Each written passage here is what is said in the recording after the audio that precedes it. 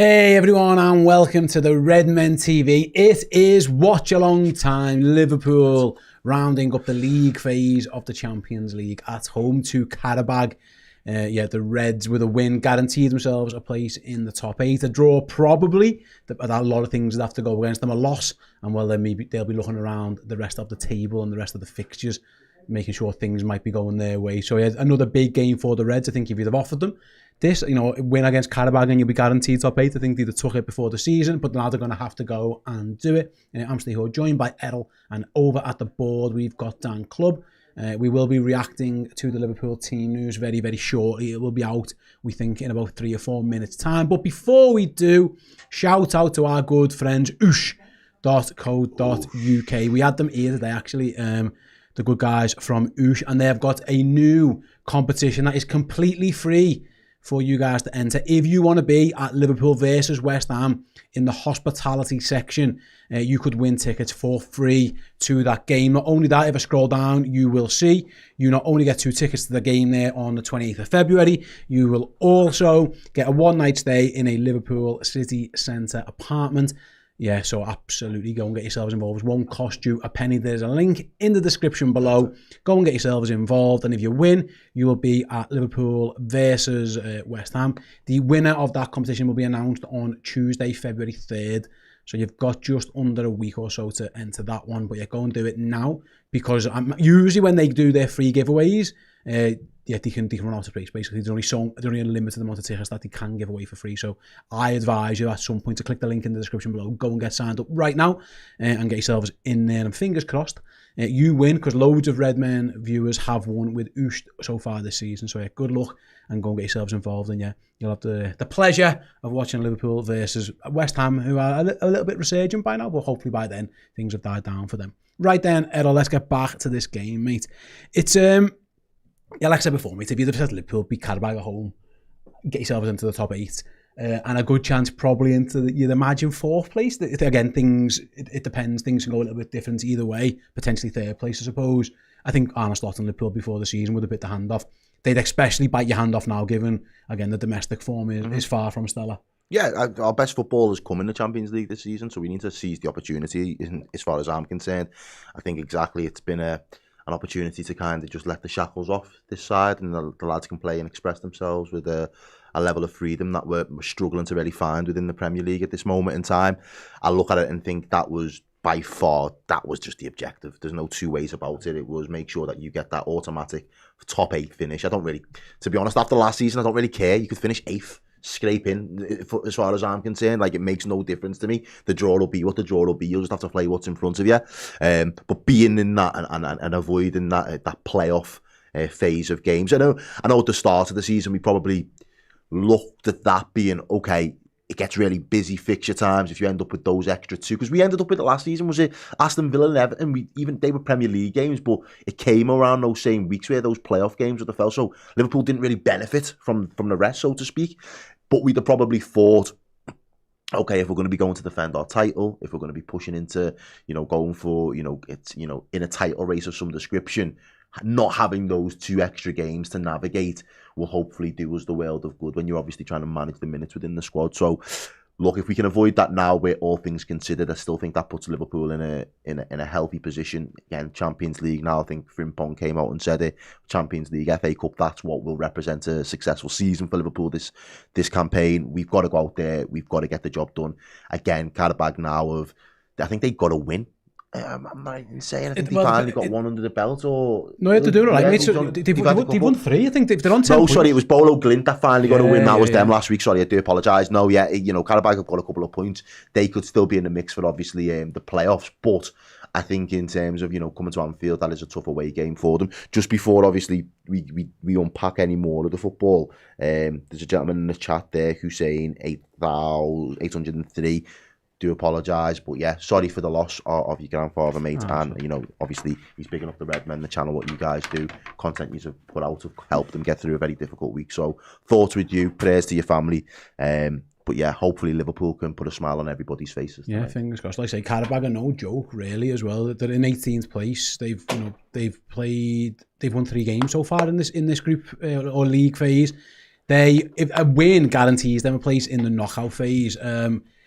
They can't. I mean, things have to go massively wrong for they to get top 8. But actually, they're only 3 points behind the likes of Chelsea and Manchester City and things like that right now.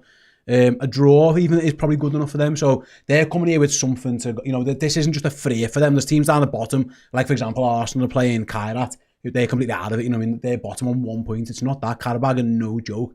So I will hand you over to Mr. Dan Club, who will bring you the Liverpool team that are going to face Qarabag at Anfield. Take it away, Dan. Yeah, absolutely. One relative surprise, I think, and it comes on the subs bench, but we'll touch on that in due course. Instead, we're going through the start 11, which is Alisson Beckett in goal, of course, Jamie Frimpong, Ryan Gravenberch, Virgil van Dijk, Andy Robertson. You could class that as a surprise maybe as well. Midfield of Lexi McAllister, Dom Szoboszlai, Florian Wirtz, and a front three, although we'll talk about the formation, exactly how it'll line up as well. Cody Gakpo, Hugo Ekitike, and Mohamed Salah, and a substitute bench, therefore, of Georgi Mamardashvili, Freddie Woodman, and Marvin Allo, Milos Kerkez, Curtis Jones, Wataru Endo, Trey Nioni, Rio Ngamoa, Federico Chiesa, and Kieran Morrison. There we go then. So the manager obviously had a few calls to make.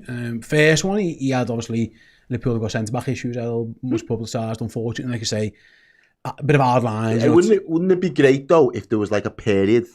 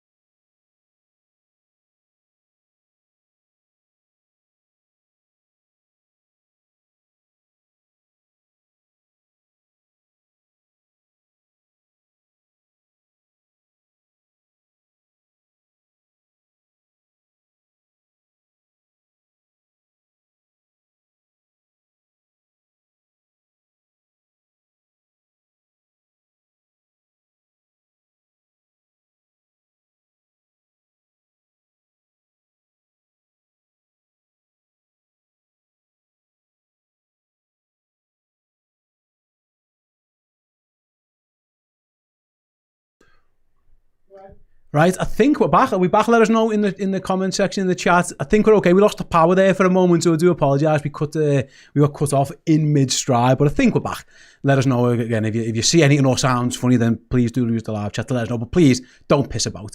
Be serious, because Chris is in there trying to. Yeah, they're saying we're back. We're back. We're back. It's so over. We're so back. We were talking about the centre back. So, like I say, Canate, unfortunately, away. Obviously, the tragic news that he's had with his family, Errol, and obviously Joe Gomez gets injured by our goalie, which again, ridiculous, and that's what happened. Obviously, Leone's out as well. So the manager had a choice there, a centre-back of either Ryan Gravenberch, well, Endo. He could have used Andy Robertson. He's used Andy Robertson there before. He could have used a young player, a kid as well. By going for Ryan Gravenberch, that gives me the indication that Arne Slot thinks Liverpool are going to have a lot of the ball here against the low block side. He's used Gravenberch at centre-back in the past by subbing him back there to get more ball players on the pitch against teams and Liverpool looking for goals. Is that a hint that maybe he thinks, like I say, Qarabag are coming here to maybe try and frustrate Liverpool, and he thinks that we're better off having all of our more natural ball player in Gravenberch than maybe the more combative Endo? Yeah, potentially. I think, we've seen his qualities. Obviously, he's got a lot more of a stature than Endo as well. He's a tall player. He's got the ability to be an aerial threat in what you'd expect to be either end of the pitch there.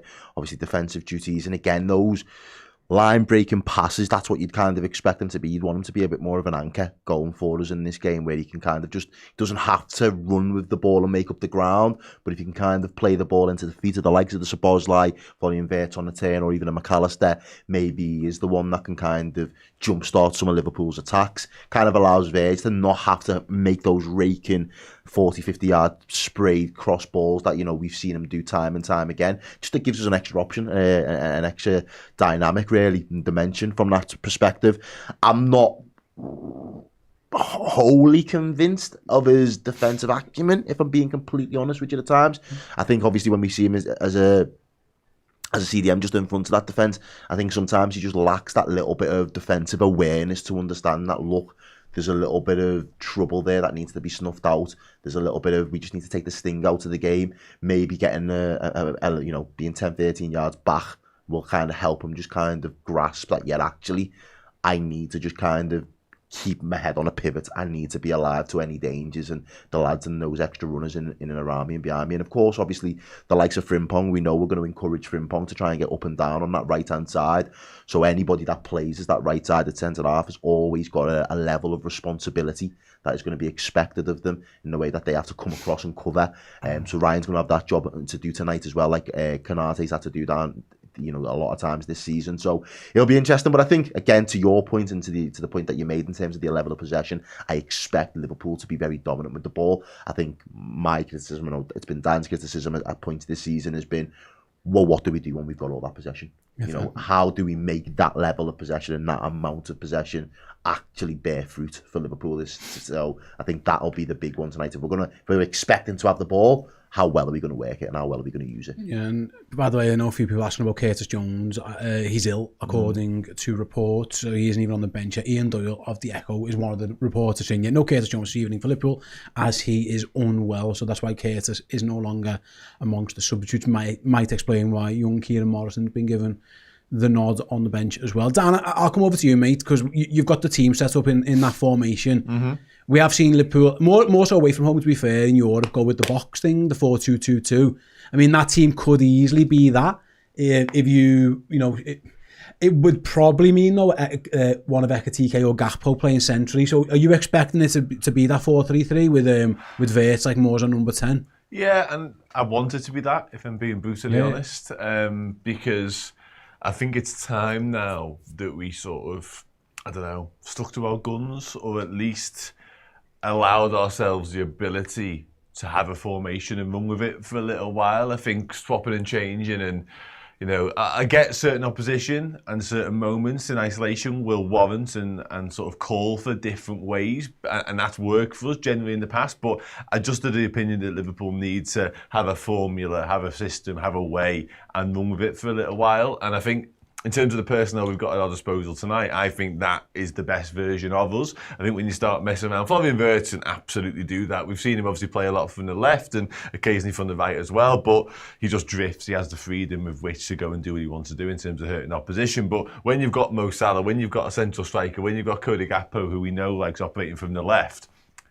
don't mess around with it. Run with it, go with it. That's their preferred positions. We know Alexis McAllister can do that. We know Dom Szoboszlai can do that. Yes, that's an unnatural fit in Ryan Gravenberch, but as you say, likelihood is we'll have the lion's share of possession tonight. So I think if you've got the square pegs, put them into square holes is kind of where I'm at with it. No, yeah, I would completely agree with that, mate. No doubt about it. I think I'm with you, by the way. I wouldn't mind seeing Wirtz just giving that central / free role and letting him kind of go from there. It's a very attacking Liverpool side there. For like I say, the manager's a little bit hamstrung. There are a number of players unavailable. If you look who is unavailable, it explains the bench isn't exactly plentiful, but that is a Liverpool team in theory, and this is in theory, by the way, because not all of these lads are in great shape in terms of form, but Wirtz, Ekitike, Salah, Gakpo. I just looked at that bench. I'm sorry, but that bench is looking at bare. Well, they're on the team. But like Sobo, Wirtz, McAllister, even to an extent, but definitely Gakpo, Salah. That's a Liverpool team chock full of goals. Yeah.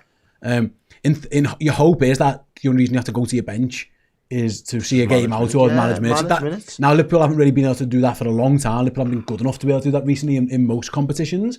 Actually, Marseille away was the most comfortable they've been for a while in terms of results. So, but there are a lot of goals in it. It's going to be interesting to see because, like I say, I think everyone would agree Salah and Gakpo in particular aren't actually in amazing form. No. Ekitike, at the weekend, I thought he was poor. He looked tired. He came off the bench and didn't look great. So it's all well and good on paper, but these lads need to step up because, yeah, like I say, that especially the two wide lads, just aren't in good nick. Bro, to me, I'll be so real. How much do you want it? Because I look, like, the Premier League has been nothing short of shambolic this season where Liverpool are concerned, and the damage has been too far severe now where we can respectably save the campaign and go for a title. Fair enough, we've resigned to that fact. But the Champions League is very much there for the taking, and anybody that's left in it can go on to potentially win it. So how much do you really want it? And again, we've got goals within these teams, we've got goals within these players, but they need to find their form, they need to find that swagger, that belief and the confidence, because we're frail mentally when things don't go Liverpool's way, when things, you know, our backs are up against the wall for whatever reason. It could be a decision, it could be a VAR, it could be a mistake. As soon as that happens, we've seen them time and time again this season crumble. This is where we now need to see those players step up. And we've said it, we've sat here on streams before, we've looked at benches down the years and went, oof, you know, it looks like the 11 that have gone out. They're the ones that, and that's whether it's a slot team or a Klopp team, by the way. It looks like the 11 that's been put out to start. They're going to have to really, you know, do all the work. And again, it looks very similar tonight because I looked at that bench there. And obviously, apart from the likes of Chiesa and Gamoa that, you know, have had moments throughout this season, there's nobody else that I recognise on that bench where I think, yeah, they're going to come on and inject an impact within the game. So these lads have got to move the needle in a big way for me. And as I say, the likes of Gakpo, the likes of Mohamed Salah, they've got to start coming back to the party. They've got to start showing in these games that they want it. And that's all I'm asking right now. How much do you, man, want it? Because it's on a play for you there to get over the line, get into the top 8 comfortably, miss out on the playoffs, and then look, come back end of Feb into March, you've got serious opposition that you think, actually, we know we can plot our way towards a final, and we know we're going to have to take out some of the best teams in Europe to do it, but we still have the quality within our ranks to be able to achieve that. And look, by the time that February-March period comes, we're hoping we're going to have players back as well. Fitness permitting, there'll be players there that we can bring back in, and then you might be looking at another subs bench and think, okay, actually, we've got a few options. But it's imperative today that Liverpool go and get the job done. And I'd like to see us do it convincingly as well. I know Marseille was a good performance and a good result, but let's go and back that up now. Go back to back with some good performances, keep a clean sheet, strut your stuff, play with a level of confidence, and yeah, if Liverpool manage to do that tonight, I think we'll be absolutely fine. Fingers crossed, mate. Fingers crossed indeed. Dan, I'll come to you then. My worry a little bit going into this game, and I think we can all agree no one's exactly massively confident in the Reds at the moment. They haven't really given us justification to be.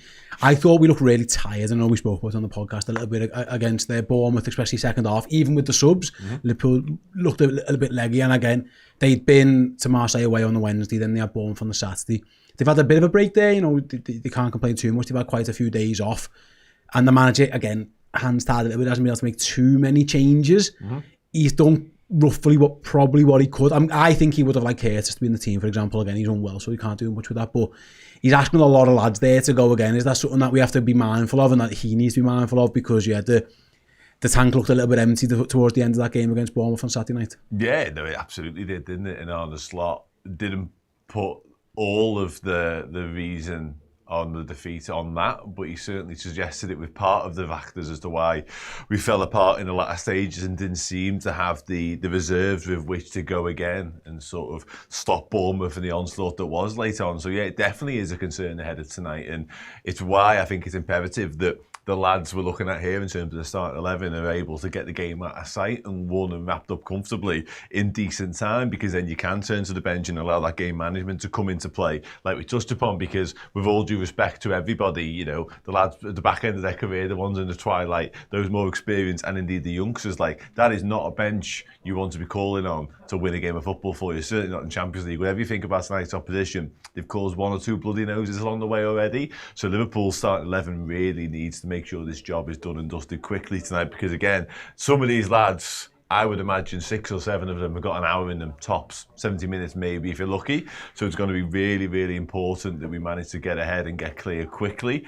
Because Dan, on that, how important is a fast start for Liverpool? It's massive. Absolutely massive. We need to sort of go back to old in terms of that, I think, because we've seen under Arne Slot, by and large, he likes to sort of figure teams out and get to half-time a lot and then sort of then capitalise on what we've learned from that first 45 minutes. This can't be a night for that tonight because, again, I'll come back to it, the senior lads, the lads we're looking at to win this game of football for us, they're all starting the game, more or less. So we need to start fast, we need to get ahead, get it out of sight, and then we can use our bench later on and be clever in what we do there. So, yeah, it's going to be a tough challenge because, again, so many of them look like the tank was empty at the weekend. It was a real concern, and you've got the manager coming out and talking about it. I know they've had a couple of days and hopefully we've used them smartly as well. But yeah, given what we've got tonight and given what we've got coming up around the corner as well, we've got to be, a little bit of luck along the way would be nice, but we've got to be really, really boxing clever with what we've got here. No, absolutely. Yeah, and fingers crossed. I like the Andy Robertson inclusion. I think that makes sense. Again, Kirkers didn't have a great game the weekend, and also, again, he was in the red zone apparently. And I thought Robbo, he looked pretty good. The news now, Errol, that he's staying as well, which I think is good news. Yes, it is. Whether that's just for the last few months, even if it is, then that's absolutely fine for now. But I'm glad that Robbo's back in. I didn't want to get ushered out the back door anyway. Midway through a season, he's your vice captain. What are you doing? Like, what are we doing? Like that does not that sends warning signals in my mind. That, like, yeah, I'm glad we don't have to unpack that one. Let's just be honest. No, yeah, fingers crossed. It looks like he's staying for now, and we'll find out in due course. The transfer window closes in a few days' time, but it looks like there'll be no movement out for Andy Robbo. Mm-hmm.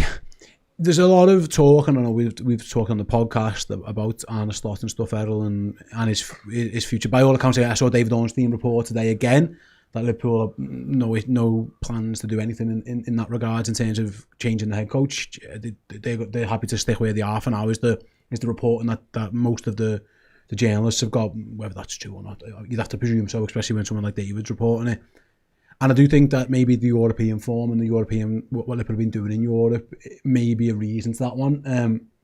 And it does feel like I say, if Liverpool win today and get themselves a last 16 tie, that for Arne Slot, I think that is something that he can almost hang his hat on. I think the domestic form, we're gonna be in a dogfight now. We're gonna be up and down, and we are where we are. The Premier League. I saw Anthony Gordon's comments about the physicality of the Premier League and the different style and how Europe is completely different this year. This Liverpool side look much more equipped for Europe, and I think I think for Arne Slot, it might be the thing that is really keeping the Wolves away from the door. Yeah, and I take your point there, and I've said it since the start of the season. In terms of like some of the player profile that we landed in the summer, I just thought, yeah, Champions League is what we're really geared for. In terms of the ambitions of the players, I think there's been a general feeling around the camp that the Champions League was the one that they all wanted to really go full tilt for this season. Anyway, obviously, irrespective of defending a league title and all the rest of that. The thing for me, and this is where it's going to get a little bit more difficult because I am going to have to scrutinise, is I laid down a marker for Slot from as soon as we went out to PSG last season. I thought, yeah, we was a little bit unlucky in terms of the draw. PSG going to eventually win it. You can't begrudge going out to the eventual winners of a competition. But I did say to him, or didn't say it to him, but I did say to myself that I wanted to see more from him in the Champions League this season. My fear about Slot was he made the league look so easy last year that he might just be, somebody that can understand the domestic. He made the league form or the league format of the Champions League look easy as well. The league form last season was good where Liverpool were concerned in the Premier League. I said, I want to make sure that we've got a manager that can do both. In the same way that Jurgen Klopp was somebody that embraced the challenge within the Champions League and understanding the animal, that it's a different type of setup. You've got to go in there with a different energy and a different swagger, but then you've also then got to be able to go and replicate the form and the quality on the weekend and do those 2 games a week. I always said, Slot, for me, I will judge him very critically on how he does in the Champions League this season. That's why my head was so hot after the PSV loss, because I was like, these were the games that the Premier League will be what it will be, but these were the games where I'm looking at you thinking, have you got what it takes?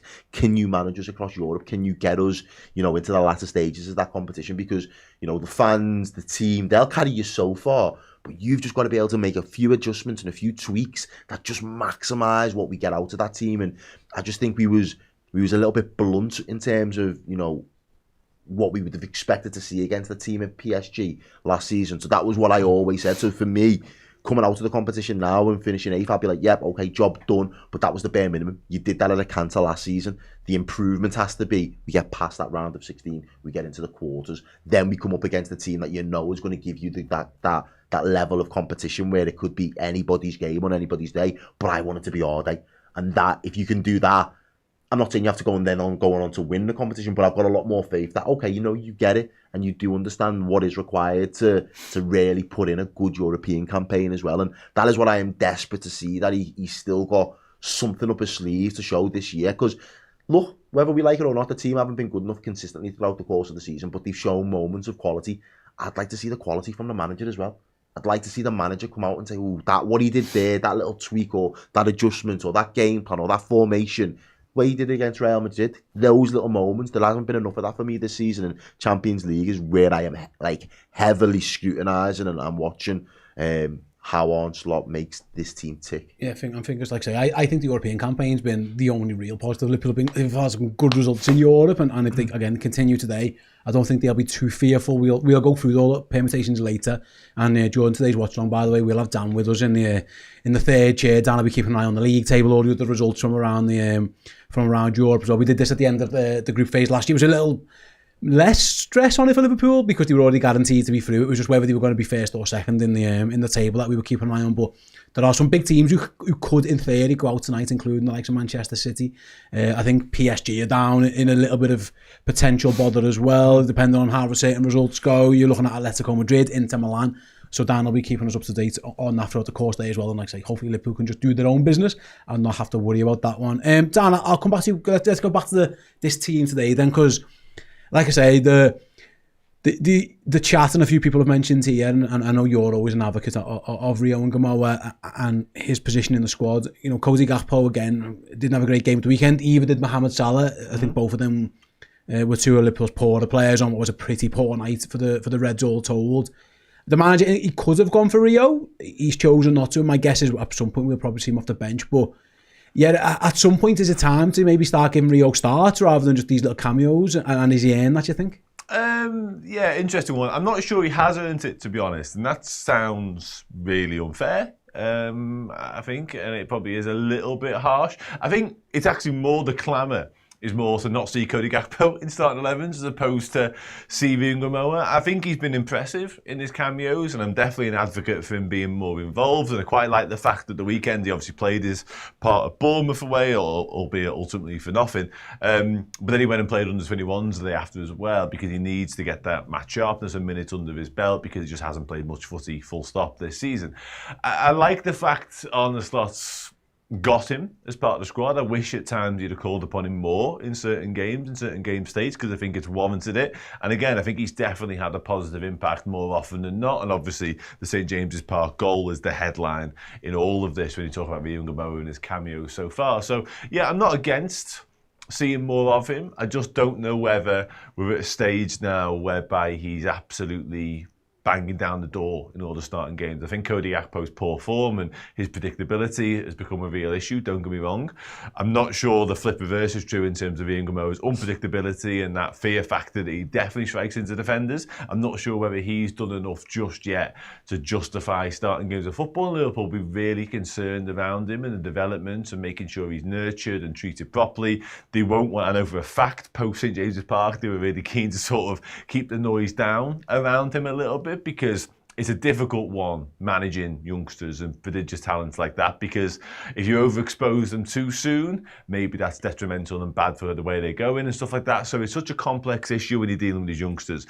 Don't get it twisted like he's a proper talent and he needs to be involved in these sorts of conversations. But I'm not desperate to see him just thrown in and start games of football. I think we can wait and sort of allow him to develop and allow him to grow, drip feed him a little bit. We've got an FA Cup game on the horizon. We're probably going to see 20-30 minutes of him tonight in a Champions League occasion. So yeah, don't rush it necessarily just because maybe somebody's not playing as well as they probably should be. That's kind of the way we're at. I think most of it will be more like people are just fed up with Cody Gakpo a little bit. I think so. And I understand that maybe Cody hasn't having his best time. How bad does he have to be before the introduction of Rio gets started then? Well, I think if there was a senior understudy I think we'd have seen him already start games by now. Yeah, I honestly believe, I'm not sure, I know people sort of make a joke about how much Arne Slot believes in and trusts Cody Gakpo, and I think some of that is true, by the way, and warranted, but I think if we had a senior understudy to Cody Gakpo, let's say we'd assigned a 23, 24-year-old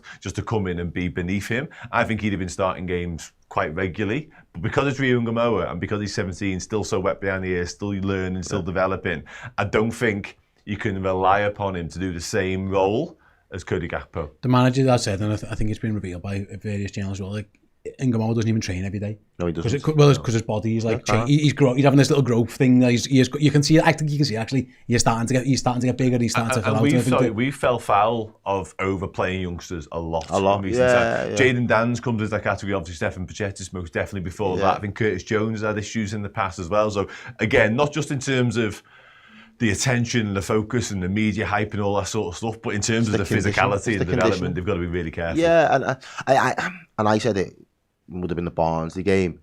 Like, I don't think Liverpool this season have been good enough to. We're requiring to bring on the 17-year-old to save the day and do us something, and the amount of pressure that is for a young person. He's done it already. The Newcastle game, great. He came through and he expressed himself and he got himself a goal and he took his finish excellent. But that's been the modus apparatus for Liverpool all season. We need something. We need to get a result. We need to turn this game around, turn to the bench, throw Rio on. And I just don't think that's the most conducive way to get the best out of a young player. You don't want them to come into a pressure cooker situation every single game. You want them to be able to know that, right, just cut your teeth. Go out there and do the basics. The game's already wrapped up. We've got the game in the bag. The 3 points are there. We're into the next round. And this is literally just a bit of a training drill for you to get real game experience. Liverpool haven't been good enough to give him that. And that's where I am a little bit more frustrated at the senior players. It's like, we've got this young talent within the squad that's stepped up. And there's a couple of others there that have been knocking on the door and in and around it. And it's like, the only way that they're really going to get those minutes and kind of get a fair crack at the whip is if we as a senior collective make sure that we're managing games, we've got good game management, and we're putting our chances away and we're being ruthless to teams, because then that's how they get bled into the side properly without the pressure of having to deliver at the top level. And unfortunately, I just don't think we've managed to reach those heights this season. And I think obviously the opportunities now between now and the end of the season when it comes to clutch time, it's going to be few and far between. I think you might be lucky if we get through the FA Cup and we get another relatively good draw on paper, and then I just don't see a world where he gets many more Champions League minutes when it comes to being, the business end of the season, if I'm being completely honest with you. Yeah, like I say, I'm sure we might see him at some point today, but the manager sticking with the Salah, Gakpo, Ekitike.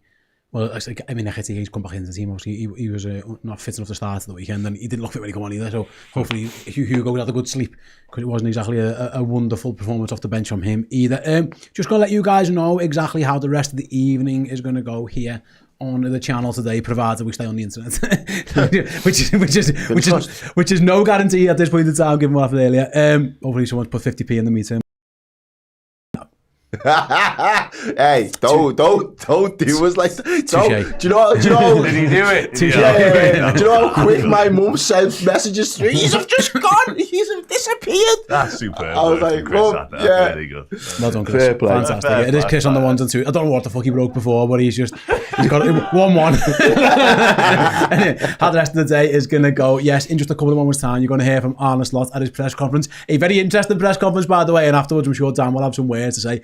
Arne's press conference recently, I've not been the greatest press conferences of all time, I think it's fair to say. And yes, you'll be shocked to hear that Paris Saint-Germain got another mention, because no one loves anything more than Arne Slot loves PSG in that game last year. So that was given a mention. After which, Dan will be in the hot seat again. It will be the Fan Interactive Show for half an hour. You guys can have your say on all things Liverpool, this game tonight, the man, whatever you want to talk about with Dan. It doesn't even have to be all footy. It can be if I was you, I'd not talk about Liverpool anymore for a bit.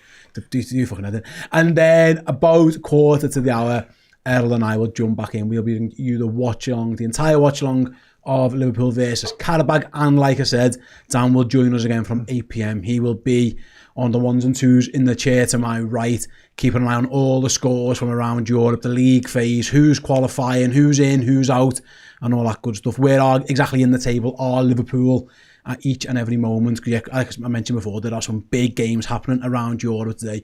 Chelsea, Napoli, you've got City needing something at home to Galatasaray, you've got Newcastle in Paris trying to get something from that big game over there as well. So loads of permutations that we're going to keep you right on top of throughout the course of the stream. So you don't have to go anywhere else. You can listen to us. We've got you covered every single step of the way. Right then, yes, let's hear from the aforementioned Arne Slot at his press conference, after which I'll leave you in the capable hands of Dan Club. See you in a couple of minutes. Arne, just finally from me, on the one hand, you've got the opportunity to seal your place in the last 16 of the Champions League, having beaten the likes of Atletico, Real, Inter Milan away, Marseille away. On the other hand, of course, the defeat of the weekend saw you slip out of the top 4 in the Premier League, which has led to further scrutiny. What do you feel you have to achieve now this season to kind of quieten the outside noise? No, I think it's going to be really difficult to quiet the outside noise with the position we are in the league. So even if we win a few games, every loss or every disappointing result will start the noise coming back again. That's what you can expect if you started the season as we did. Not started, but at a certain moment with so many losses. So it's impossible to shut down the noise at a club like this if you are not competing for the league. What was the other? Was there another question? Just, what do you feel though you have to achieve? What we have to improve? Yeah, for me it's so simple. I think in between the boxes we're a very, very, very, very good team.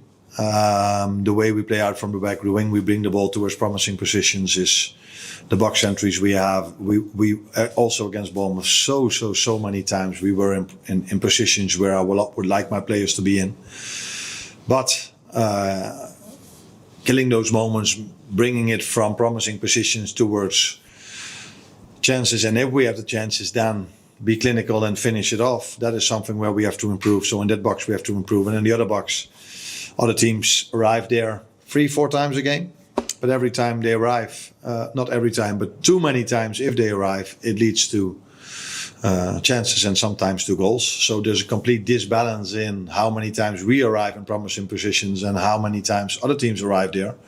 But there's not a disbalance in the goals that are scored. And that's a very bad cocktail we are having. And if we can improve in both boxes, we can do very special things this season. If we can only improve in one box, then it's going to be probably an acceptable season, but not more than that. And if we can't improve in both boxes, it's going to be a lot of noise throughout the whole. Hello everybody, welcome back to the Watchalong. Ahead Liverpool taking on Qarabag at Anfield in the Champions League, of course. The final night of Champions League action for this massive group phase anyway. We're going to be here right throughout the evening to talk you through, obviously, all things Liverpool and the action on the pitch, but also all the permutations and indeed everything that's going on across Europe and what it does or doesn't mean in terms of impacting the Reds. But this is the part of the night, for those that haven't joined us before, whereby we just talk about whatever you want. The floor could not be more yours. Team news, score predictions, Arne Slot, transfers, contracts, yeah, whatever you want to do. I am in your hands. Let's do it then. If you want to talk about that press conference as well, I've seen a few people mention some of the comments, some of the quotes rather from Arne Slot, and I'm inclined to agree with you on one or two of the things that he said, because one or two of the things he said just weren't true. In particular, the stuff about needing to get beat by PSG in order to go and win the league, essentially, in a roundabout way. I'm paraphrasing. But still, who am I hoping for in the knockouts? Well, I've had a quick look at some of the permutations around that. Because, listen, it could all change in an instant, of course it could. But as it stands, the likelihood is going to be Atalanta or Inter Milan, Marseille or Bayer Leverkusen. And that will almost all change, of course. But out of those four, if I was to whittle it down, Inter Milan maybe. Bayer Leverkusen probably. We've beaten Inter Milan recently. And obviously we absolutely, picked apart Marseille last week, so that would be favourable as well, potentially. Don't want Atalanta. There's something about us and Atalanta that gives me shivers for some reason. So, yeah, any of those four would be okay. I don't think that would be a disaster, to be honest. Relatively kind, actually. But again, there's probably easier options out there that hopefully, fall into place nicely as the night goes on. Quadbod says, feels a bit sorry for Slot, also think he's gone whatever, so who's winning the T20 World Cup? Well, as for the last point, probably India, I would say. But as for Arne Slot and his future, listen, we've got 20-odd minutes of this show, so we probably don't have long enough to speak about all of the deciding factors around it. And for what it's worth, I think there are lots of mitigating circumstances as to why we are where we are, and some of them are valid, referencing obviously the injuries and the summer and the upheaval that was, and obviously the tragedy came along with it as well, which I'm not downplaying, far from it. But as it stands right now, barring something remarkable, i.e. winning the Champions League, to a much lesser extent winning the FA Cup, I tend to agree. I think if we just sort of drift towards the end of the season with a top 4/5 finish included, but we end up trophyless, I'm probably gonna... I nailed my colours to the mast earlier on this week in terms of where I was at in that present moment when it comes to Arne Slot. And I think if that scenario plays out in the way that I just suggested, I think we will part company with the manager in the summer, to be honest, and go down a different direction. Having said that, he could easily turn it around as well, and we might start looking like a proper bona fide football team again. And who knows, we might end up achieving something ridiculously impressive. So let's wait and see on all of that. But I tend to agree, in the here and now, with the evidence we've got at our disposal, I think we are heading towards Arne Slot not being a football manager anymore after this season. But that's probably not a conversation for now, because we are 40 minutes away from a pretty important game. Right. Yeah, listen, the PSG thing is a little bit wild. I don't really understand it. He seems to really... I don't know, that game clearly had an impact on him, one way or another. I'm not sure it was for the better, because he does seem to have a bit of an obsession with it in many senses. And again, the fact that he referenced it in relation to us needing to get beat in order to win the league when we were miles clear at the time, I'm not sure rings true. I don't think so, to be honest with you, mate. No, I think they will outlast. I think certainly Michael Edwards has been brought in such a way, such an all-seeing eye sense, that I think FSG clearly see him as their man. And I think they would have pined to have him back in the football club, in the football operation in some capacity, so much that they'll do everything in their power to keep him. And they'll almost... anything they see as being wrong with the football side of things now, I think they will absolutely, turn a blind eye to Michael Edwards' involvement in it. Richard Hughes is a different conversation slightly, I'd say, because obviously we don't quite have the sample size of success when it comes to Richard Hughes. But Arne Slot, I think out of the three of them, Arne Slot will be the first to go, to be honest. I think you get through 2 or 3 managers before the attention really turns on the sporting director, or indeed those above that, which Liverpool do have a hierarchy, do have a footballing setup that consists of and comprises of more than one sporting director. There's like a chief sporting director above him.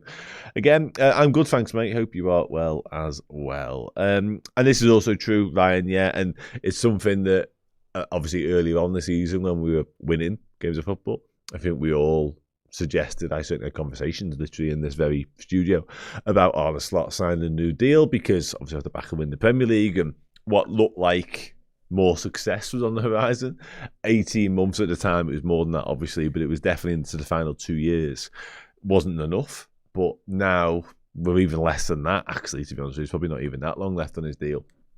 I think any thoughts or suggestions that it would be a real backing, wouldn't it, if FSG came out and gave him a new deal now, that would quieten all the noise around the potential departure, wouldn't it? I think there'd be a lot of people fuming with it, but it would definitely stop people talking about will they, won't they, in terms of sacking him. But again, I don't think they'll allow that to happen either, to be honest with you. But I seen somebody earlier on mentions, and I did bring the comment up on screen momentarily, about sort of the ownership, and I think maybe they're referring to Richard Hughes and Michael Edwards potentially. about being ostriches and sort of burying their head in the sand. Listen, maybe, but I don't think it's in their remit nor in their, I don't know. It would be very out of kilter for them to come out and speak openly about anything, like publicly back or go against. It doesn't strike me particularly FSG, nor Richard Hughes, Michael Edwards. Like, I've never heard Michael Edwards speak publicly, full stop. Richard Hughes the same, apart from that press conference when he literally appointed Arne Slot as well. So in Europe, it's commonplace. In Germany in particular, sporting director comes out and does a lot of the media and the press stuff. But it's not something that I can foresee happening when it comes to Liverpool, to be honest. He did win the league, and I think that's why, again, there's lots of reasons as to why he's been given time to try and fix us and get us back on the right track. Because without the league win last year, I think post-PSV might have been the tipping point for Liverpool when it comes to Slot. And I don't want to become a culture, I don't want to become a football club that sacks managers on a whim. I'd hate for us to become that, to be honest with you. It's not something that sits well with me in the slightest, which is why I think it took so long for lots of us to get to that point whereby we do have proper open conversations about him and whether he is the right man for the job longer term as well. And I think I've said this again millions of times, so forgive me, but I'm on a bit of a tirade when it comes to the manager right now, as you can probably tell. And I hope he fixes it ultimately and we can be good again. Like, that's my wish. But I've had this long-standing belief now, and it stems from Jurgen Klopp, clearly, because he was the other end of the scale when it comes to immersing yourself and being so fully invested in a football club and a football institution and a city beyond that as well. He just took it all on board from day one as well, by the way. He didn't take his time. He didn't fall in love with Liverpool eventually. It was day one. I know what you're all about. Don't worry, I get you. I'll come in, say all the right things, hit all the right notes, and this is going to be a match made in heaven. Just watch us. And it happened. Let's have it right. It did happen. And it just got better and better and better. The results didn't always get better, and the success on the pitch wasn't always there. Largely it was. But the relationship and the connection was absolutely, unbelievable. And I knew we were never going to get that again. I was aware of that. But to go from that to the polar opposite does feel a little bit eye-opening. And it was fine when it came with winning games of football, and it was even better when it came with the Premier League. But I've kind of said this for a while, like, if you don't have the other stuff, and you don't have much of the other stuff, full stop really, you're almost a little bit standoffish and you remove yourself from that, and you are a football manager, you've got to keep winning games of football. Otherwise, the other stuff that gave you time and gave you a little bit of leeway in the fan base, some people won't care, but a lot of the fan base do care. And when the results stop, some of that sympathy and some of that, good credit and goodwill also goes with it. I think it's fair to say. No, I'm glad you asked that. Do you know what? Like, I hope I'm not speaking out of turn here, because obviously I'm not the boss of. I actually wish we had the access that people believe we do. I'd love to know what access people are talking about, genuinely. Like, what I would give to have, like, an interview slot, like, once. Just once. Or a player every month. Or even every season. Like, I'm not even sure that happens. We have I just don't get it. I'm sorry, again, I'm speaking very much as an individual here as opposed to on behalf of anybody. But it just doesn't exist. Like, honestly, don't get wrong, like, we have decent, but we have to work hard to relationships we've got at the club. It's not because we come on here and say certain things and tick certain boxes that you somehow believe. I don't have, like, John Henry's number. He's not texting me half an hour before we go live and saying, make sure you say this. Like, it just doesn't happen. But this and that's all. I'm not going to go into it. I'm not going into the diatribe. I'm not getting into an argument with you in the chat. It's just not worth it. But that's a completely different thing. Thank you to Joshua, who comments below that as well. So, Rob, listen, you caught me red-handed, mate, to be fair. But he doesn't at the same. It's a completely different entity, that. And I get it. And I'm kind of whatever. Because if we do, great, go us. Like, we've fucking worked hard for this. But it's not even true. Not even true. And does do my head in a little bit, as you can probably tell, because I genuinely wish, and I'm happy to say it, we had the access that the world believes we have, because it would be amazing, but we don't. We have to do things in such a roundabout, sometimes backwards way. It's really, really tough sometimes. So, yeah, honestly, people. Why have you done this now, Knocky Knock? Come on. Why are you being like that? Why are you being like that? Come on. I don't know. No one knows. Let's be honest. And that sounds really disrespectful. But, you know, I'd like to think of myself as relatively across, you know, lots of goings on around Europe. Not so much as I'm like any European expert or aficionado, and don't get me wrong, but 99% of the time when Liverpool head into a Champions League game, I've got a pretty good idea of what we're coming up against and what style of football and what danger men, what profiles and all that sort of stuff. Like, I'm okay. I'm not top level, but I'm all right. I don't know. And I know they beat Frankfurt, and I know they've had some joy in the Champions League, so good for them. And I know there'll be a threat, because one thing we know for certain is this tonight is a massive occasion for them. And that's not to sort of downplay what they're doing domestically or downplay what they've done in their entire existence either. But coming to Anfield will be a huge night for them. And they've still got a chance of getting through. And they want a scalp. And there aren't many bigger scalps in Europe than Liverpool Football Club. Certainly not at Anfield on a European night. So they will be problematic. Absolutely they will. But in terms of the personnel and in terms of, you know, what player does what and how we need to go about nullifying them and then hurting them, yeah, I don't know. It won't be him. He's not there, is he? He's in Turkey now. Sorry about this, by the way, if that did happen. What's your thoughts on Slot indirectly implying what's acceptable for Liverpool shouldn't be that high? Yeah, listen, I did bring it up, you're right. Thanks for picking up on it. I didn't like it. And, you know, he's almost... that sounds so negative. I'm really not that negative on him, genuinely. It's almost like a slight shift in narrative, almost to suit the fact we're now struggling. Like, previously, it was like 2 in 5 years, and that sounds much better, of course. And it's like a watch what we can do, we'll go again sort of thing, a real sort of position of strength. And then, obviously, now we're struggling. It's like, well, you know, we only won it twice in 30-odd years, so kind of what you expect. Yeah, I prefer the first version of it for obvious reasons.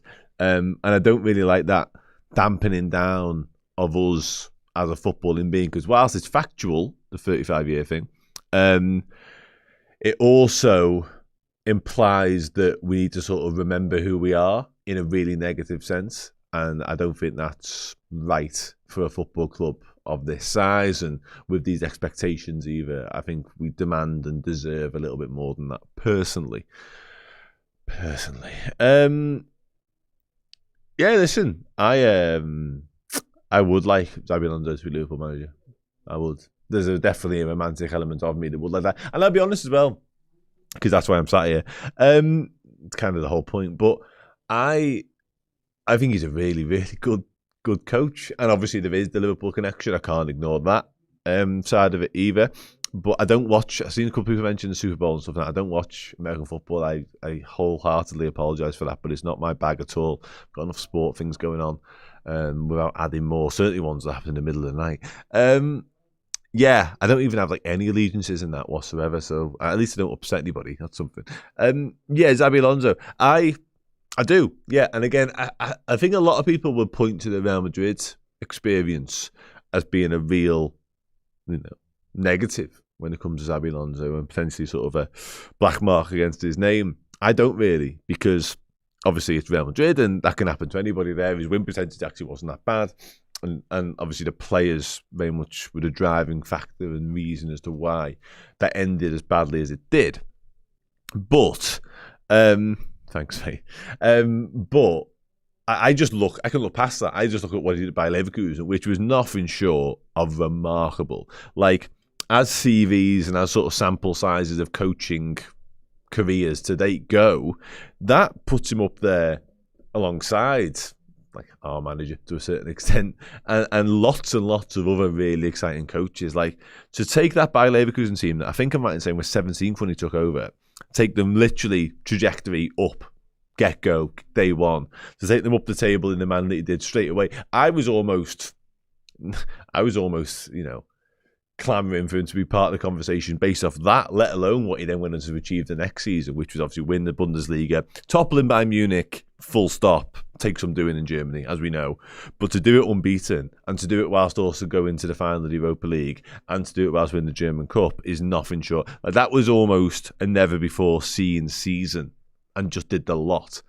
So it might be wishful thinking, but I choose to remember that Xabi Alonso version when it comes to his coaching credentials and stuff like that. So, yeah, let's wait and see what happens, because, again, we do have a manager at the helm right now who's about to take us into a Champions League night.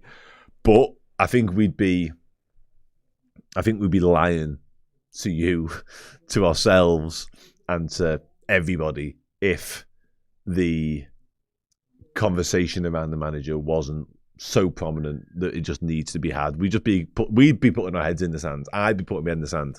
I'd be an ostrich if I wasn't having proper conversation, because I'm only doing it when I go to the gym or for a walk or whatever else I do in my daily life. Like, they're the conversations I'm having anyway, because that's all anybody really wants to talk about. 2 people walked into a spin class this morning.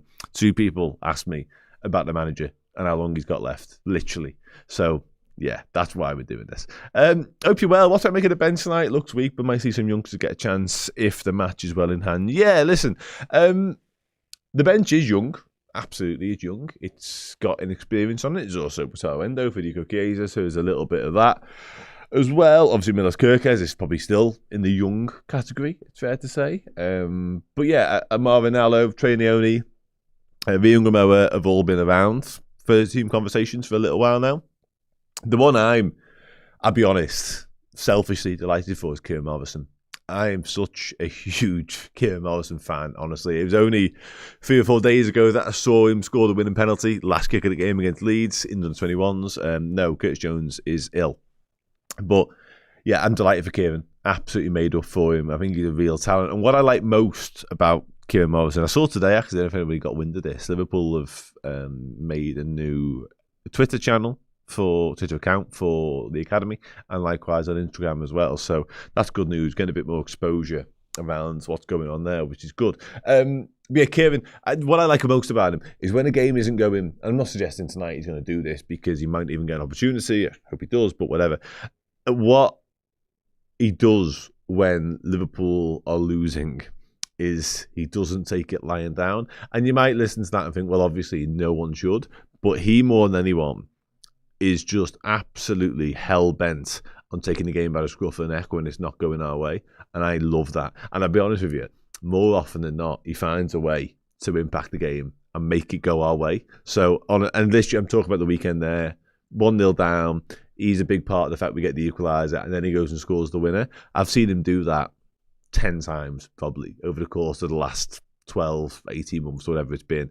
And he's got real talent, really direct, technically very good, comfortable with the ball on both feet, drives at people, top talent, really is. And one I think has been slightly overlooked at times, and that's not to do disservice to anybody else, but that's just my opinion. And one actually, again, I've had real sort of joy in watching.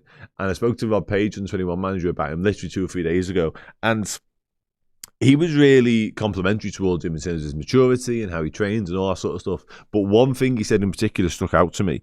He said he's been training with the first team and the gaffer really likes him. Talking about on the slot, obviously. And I didn't really know that up until that point. And it was just something he said almost in passing. And I kind of just tweaked something in my head. I said, well, that's interesting. And then obviously, like I say, literally a few days after, he's on the bench. So delighted for him. Hopefully he gets an opportunity tonight. Hopefully the game goes in such a way that Kieran Morrison can get a run out in what would almost certainly be his Champions League debut. I think I'm right in saying. So yeah, Joshua Abe's a very talented kid as well. I seen he recently switched representatives. Yeah, you know what? I've done myself there, haven't I? I do. Yeah, I do. Bollocks to it. I do. But I'm not getting any shit. I don't think, am I? Are we getting shit? I don't know. If we are, sound doesn't really matter to me, to be honest. Nice. But yeah, whatever. This, don't you dare. Don't you dare. You touched a nerve with this suggestion. I'm gonna be honest with you. Can the chat answer that for me? I could give you. I haven't got long enough left in this show to answer that. I'll be honest. That is blasphemy for so many reasons. Not least because he hasn't played footy for like a year and a half. TNT is what it's on. But don't worry about the commentary. You can switch that off and listen to Steve and Errol. I can't believe the Sterling stuff. I can't believe it. But like, there's so many because literally this though, like obviously there's an endless list of reasons as to why that shouldn't happen, right? And I don't want to call out the guy that said it's gone now, right? We can all move on. But the fact he isn't very good is enough. Like, let's just leave it at that. Jaden Dan's is back running, at least, which is something. He was behind me running the other day. I wasn't running as well. He's not. I'm not quicker than him. I was stood still, and he was behind me.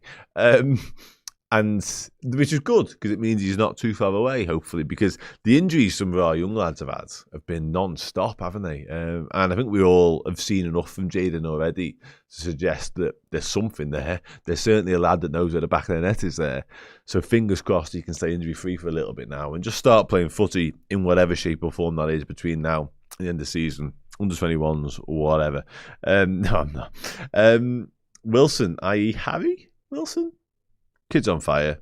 Not one we need to be bringing back. And I think as much as I think he's talent, I don't think his Premier League career overall suggests that Liverpool should be desperate to bring Harry Wilson back in. Again, don't sound too disrespectful, because he's very much enjoying a purple patch and then some. And again, he had a very good Premier League career, wonderful left foot, proper player. Proper Premier League player. No issue with that whatsoever. Should Liverpool be going back for Harry Wilson? Probably not for me, personally.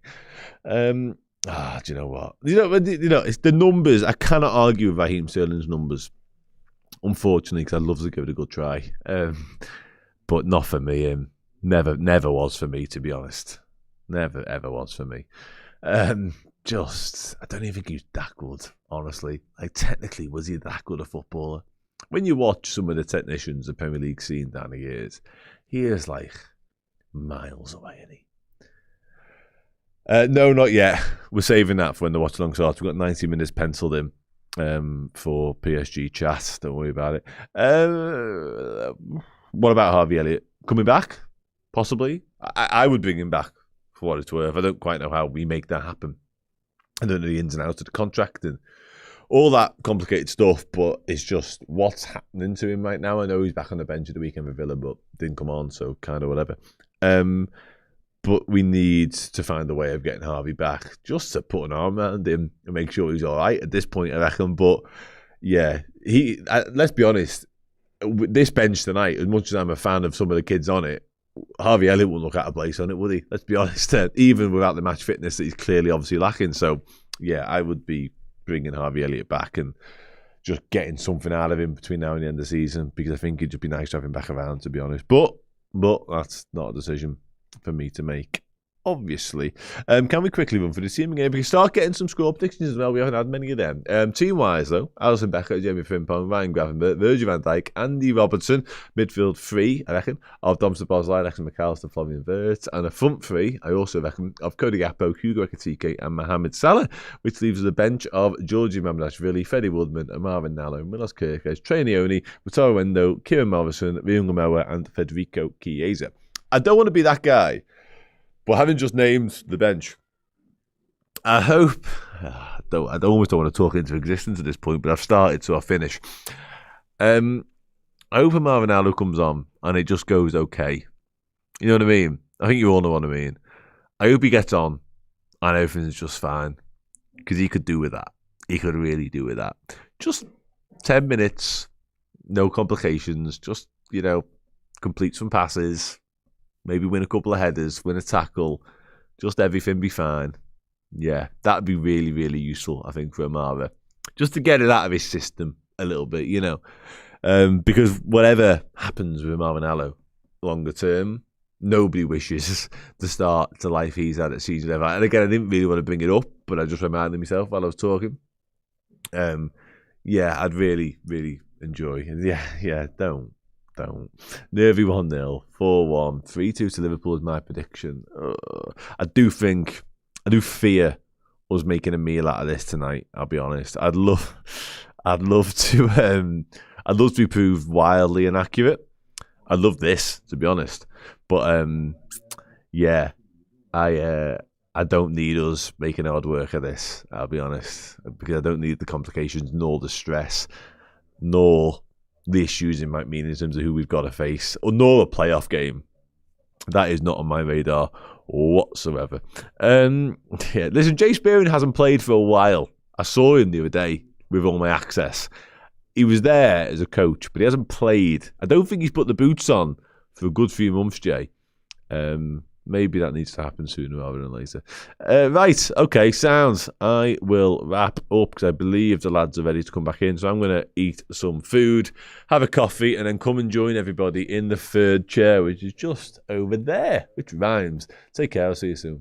But it is in Liverpool's hands, and therefore Liverpool, all I have to do is go and get their side of the job done. They've not been great at doing that this season, but at least we're not relying on other things to go our way as well as us winning games of football. I mean, yeah, and that's the reality that we're in, and we're lucky where like you say, even a draw basically guarantees us, and I think a draw does guarantee us, and even a loss, probably has us ended up sitting 7th or 8th by the end of the night. And look, the solace you can take in that, it'd be funny because if we all come out that ground, we've lost that game, we'll be fuming even though we're in the top 8, obviously. But the solace that you can sort of take in it is that I think compared to last season, what we've learned from the last season is that it doesn't really matter where you finish in that top 8. It's like you were saying before, it's all luck of the draw. So obviously, ideally, you want to finish 4th, 3rd or whatever, but going and breaking your neck to go and win all 8, like we basically tried to do last year, to then be rewarded with PSG. I think they've recognised that doesn't really matter. Team like PSG, a team like, in this case, Man City, Dortmund are mid-table, Leverkusen are mid-table, Juventus are mid-table, Inter are mid-table, Atalanta. There's all these good teams who you can end up just playing. We're going to end up playing, aren't we? Yeah. It's going to happen. Exactly. So it's kind of like there will be if we draw or get beat tomorrow, which I don't think we will. I think we'll win tomorrow. But if as long as you're in that top 8, kind of doesn't matter because you're at home in the second leg in the round of 16, and it's kind of like look at the draw. Where you're going to end up. You can end up with somebody shit. You can end up with somebody good. We need Bayern to just put a nothing team out and get beat 2-1. Us win 7-0. We might go above them. Second, then you get the real good draw. That ain't going to happen, though, is it? Yeah. No. Because in our look, that would happen. We'd end up 7. We'd end up playing Juve. That because it'll fall elsewhere. That's what I mean. It doesn't matter. Just get in the top 8. Yeah. Worry about it later. Hey everyone, welcome back to the show. Watchalong time. Steve and Errol in the hot seat. We're here to bring you the entire watchalong of Liverpool versus Qarabag in the Champions League. Dan will be joining us just around kick-off time as well in the third chair. Don't call it the cup chair. That's it. It was mentioned off air. I said for it to be called the cook chair, me and you would have to be... You're doing the unthinkable. And listen, if we're in the Champions League, maybe. Well, I'm not doing it for a win or game over Qarabag. Sorry, mate. I'm not giving that away for free on the internet for a win over Qarabag. So that's where we're at. So 11 minutes or so, the game will kick off. We'll keep you up to date with everything that's happening in the game, and Dan will help us keep you up to date with everything that's going on around Europe as well on this mad match day. Thanks very much everyone for joining us. Do appreciate it whether you're joining us on YouTube. Hello to our YouTube viewers. If you're joining us on the Redmen Plus app as one of our subscribers, hello and welcome to you as well. You're getting the whole thing ad-free by subscribing to the app. All of our YouTube content is also available ad-free on the app. So if you're fed up with YouTube ads interrupting you when you're watching our stuff, or podcast adverts interrupting listening to us, then if you head over to Redmen Plus, download the app and then subscribe to Redmen Plus on there for as little as £1 for your first month. You'll get everything ad-free. So thank you. And it's had a little update as well. I was about to mention, if you've got auto updates on your phone, your app will have updated now. If you have to do it manually, then, I advise you go and do it now. So some of the little bugs that we have fixed, and also some improvements. The ability to scroll down the video and keep it in the bottom of your phone while you do other things on your phone was something that, I mean, I must admit, I didn't think people would want that. People are busy. I thought we'd get your full undivided attention, but no. You guys want to be playing like Candy Crush and stuff. Well, have you not heard like second screening and stuff like that? Third screening now. Yeah, people are third screening. But yeah, that's available now on the app, so go and get it updated. Fingers crossed that you're enjoying all that one over there for sure, because it's it's a nice little update that we've got for you all. So thank you. And if you're one of our legends, you can use the Discord live chat so you can bring your comments through there. So we've got you covered every step of the way. However, you are enjoying the content. If you are watching on YouTube and you are one of the current 2,237 people watching, please do press that like button. It really does help us out. If you want to get that done for us, that would be very kind as well. Much appreciated to you. Bermo says we need to hear Steve read out the Qarabag team. Rather you than me, because I'm a butcher. My pronunciation. I'm a man with a speech impediment sometimes, right? And sometimes these names, I can't say some like English sounding names. Oh my God. Okay. According to Google, this is the team. This will be fun. I reckon I can get Kachalski in goal. Guliev is at left back. Medina, Mustafa Fadzadeh. Let's go with that one. Silva. I'm signed with Silva. Nice and easy. Yankovic. Piccolo. I'll go with Piccolo. Zubia. Montiel. Andrade. Duran. That wasn't too bad there. Not too many of them trip me up. Go to the subs off. Fuck off, Chris. Sammy May, that's got two M's and two E's. Sammy Mimi, okay. Kuwaku. Oh, look at this one. Akzunde. Why is that E upside down? Are you on that? That number 7 is E, is upside down. Let's see if I can zoom that in on the screen. Look at him. Number 7. His E's are upside down. What language is that? I do apologise. I've never seen that before. Adai, Bolt, I can get them. Cash Chuck, that's what Dan's going to be in that chair in a little while. Bayramov, Husinov, Gusinov, they rhyme. Okay. Ramazanov and Buntik. I reckon I've done all right there, you know. I don't think I've done too bad. Let's throw some likes in the stream just for that as well. That's really might be harder than all of them put together. I mean, I must admit, Mustafa Fadzadeh nearly got me. But I reckon we've done all right there. It does. It makes Szoboszlai look simple. Definitely agree with you there in the comments. Any Azerbaijanis in the chat, if you want to correct any of my pronunciations, then feel free. Can someone let me know what the upside down E is about as well? Yeah. I've never come across that. I have seen the accent on the E. Our baby's got an accent on his E. My little sister's got an accent on hers. I think he's from Azerbaijan according to Google, so maybe it's something to do with their language. They were upside down E's. I don't know. Maybe that's just a thing. Maybe something I'm ignorant for. And I wonder how you pronounce an upside down E. Listen, mate, I can barely speak English, so I struggle with English sometimes. So you're a better man than me, put it that way. Can you imagine some of them? No trying to say like Mamadash. No, they get Mamadash. George is close, but maybe Szoboszlai might. I definitely be all right with it. Maybe they struggle with like Jones. Yeah. I've got a good friend, right? We've got 5-6 minutes. You can tell a couple of yarns. I've got a good friend to play cricket with who's Sri Lankan. Okay. And he really struggles with W's.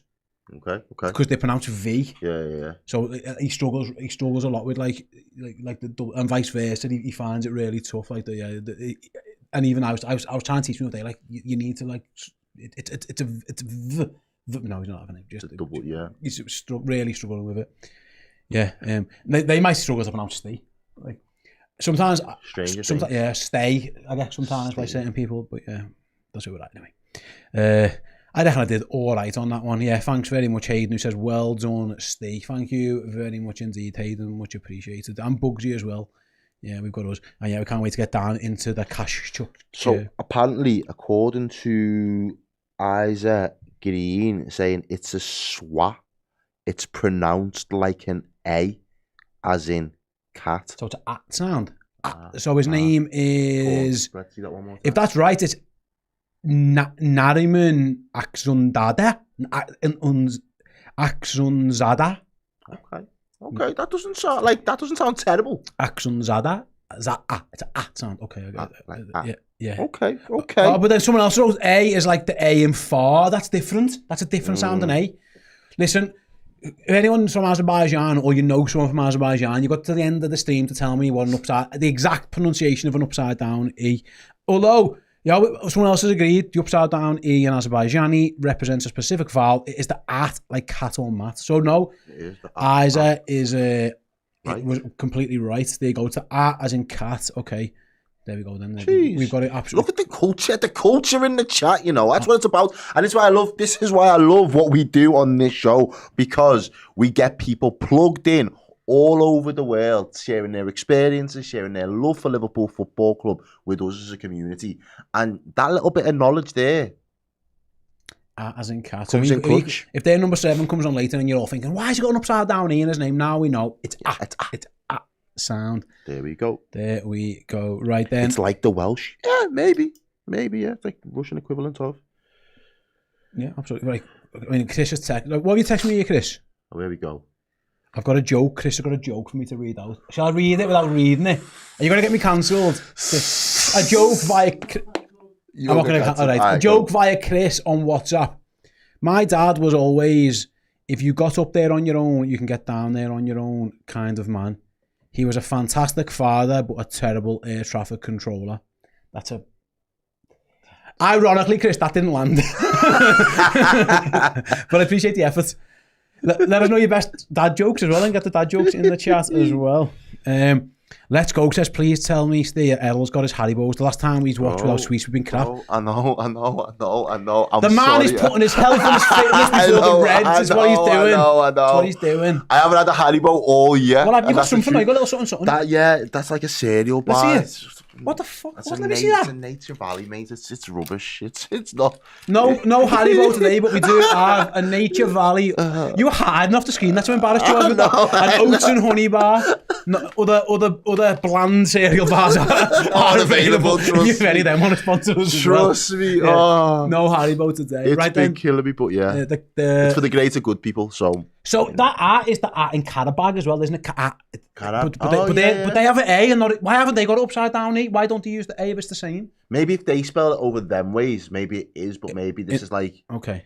Maybe, I don't know. I'm purely speculating because I'm dyslexic, so I don't know them things. Yeah, I mean, I don't know. Like I say, I thought if it was the same sound, why isn't it in Qarabag an upside down? Yeah. I don't know. I'm not clever enough for that. I can barely speak English, like I mentioned before. Right, both teams are out on the pitch. The Champions League anthem has just played. The introductory high five. What do you call them? Let's do one of them. They're all doing that. No, because you've got to. Yeah. What are they? Well, they're not high fives, are they? But they're not handshakes. They're like. What? Let us know what you call it. Like almost thinking about the arm wrestle. Yeah. That's what they're all doing to each other. I'd love to know again if anyone knows the name over what they're called as well. Why you're telling us what upside down ease is? That would mean really much. You dap it up. You dap it. Yeah, but I thought like dap. Dap is a little bit more like. Yeah, I thought dap. Like, I thought that was a bit more dappy, like a little tap on the. A mid five, a high. I don't know. Is that just a dap? Yeah, I didn't know what that. I mean, I thought dap had more of a you've bit. Got to, you've got to hit that. Or like a little pat on the back, or a little shoulder tap as well. But listen, I'm wrong. Bring it in, dap it up. Boom. Yeah. Fair enough. That's what they were all doing. Absolutely dapping each other up. Then, if that is what we're. Is that was what we're absolutely talking about right then. 1 minute or so to go then at Anfield. There's yet another dap between Virgil van Dijk and everyone's the dapping frenzy. Everyone's dapping everywhere as the officials. Man like Jags in the chat, big up my brother. Boom, every single time. Let's go. See this? I get excited for Champions League. Like the league has been the air's been sucked out of the balloon. We have got a super chat from Water TR online. It says a nature gain over Haribo. The game is gone. Errol's trying to get. Listen, this doesn't just happen. You know, he's. You're looking fresh. You're looking good. Which lad, we are trying genuinely. Both brick by brick. That's it. Brick by brick. Because boy, we're getting there. All I know is. Those Haribos were going to give me type 2 diabetes in about 6 months. And then I wouldn't have been no good to anybody. So, needs must. Needs must, indeed. Yeah, where are we all watching from? It says JS Tonley. Let us know where you're watching throughout the course of the chat as well. We will bring as many of those up on the screen for you. Like, Another job. Four of them bars on my windowsill. This shite. Yeah, I must admit they don't look the best. Like, another joke from Chris before kick-off. What has 2 legs and bleeds a lot? Half a dog. I'm glad that was the punchline. Oh, yeah. Anyway, on that note, let's get to the game. And Liverpool are going to kick off this first half, attacking the Anfield Road end. Welcome, Dan, very surely into what we are now calling. Is it the cook chair? No, it's the cash chuck chair. They've got a player called Cash Chuck. Okay, yeah, so you're in the cash chuck chair. So take a seat. What's worse? That's mine. Oh, is it yours? Yeah, thanks, mate. Errol's got the blandest sailor ever. As the game is now underway, Liverpool kicking from right to left on my screen, and indeed your screens, if you're watching along, do sync up with the clock above us. That is the time that is on our screen that we're commentating from, as Virgil van Dijk and they have got a centre-back. squiggle over the G though. I wonder what that does. Yeah, they have, yeah. That's like a little bit of sauce as well, isn't it? Qarabag. I don't know. That's what it does, Sue. Just nailed it. Just turns it into a Dracula, as you say it. Qarabag then with their first touch of the ball. They've lost it in midfield though, thanks to a combination of Jeremy Frimpong and Hugo Ekitike. Virgil van Dijk goes to the big switch to Mo Salah, but it is cut out. But Alexis picks up the rebound. Like I say, Dan will be keeping us up to date with everything that is going on around Europe and how that impacts the final league standing phase, whatever you call it, throughout the course of the day. Shout out to people. Allison's in France. Detective Halligan is in Chicago. We've got people in South Africa. We've got Washington. We've got Ireland. We've got Philippines. Big up Asian pops. We've got everyone everywhere. My guy. As Cody Gakpo skips inside. He skips away from his man. He'll do that often. We've seen that before. Yeah. Goes back to Andy Robbo. His cross is blocked. And I think for a Liverpool throw-in deep in the Qarabag half that Andy Robbo takes quickly, and Liverpool have got the ball at the feet of Ekitike. Apologies, no, it was Gakpo. He is dispossessed. The clearance actually cannon to think of Andy Robertson, and yet it will be a throw-in to the visitors in front of their own bench. Right then, just a minute and 40. Shall we have a look? Shall we go over to Dan in the cash chuck? I'm gonna have to call it the cash chuck chair. Dan, how's the cash chuck chair featuring? What are you keeping an eye on? What games are you focusing on the most there, Danny? To be honest, I'm just Arsenal 1-0 up. If that's any good to you, as you Good came to me, Arsenal are winning 1-0 against Qarabag. That does not impact us anyway. And Spurs have also beaten Frankfurt, so good timing. Early doors. A couple of early goals. Everything else is 0-0. No.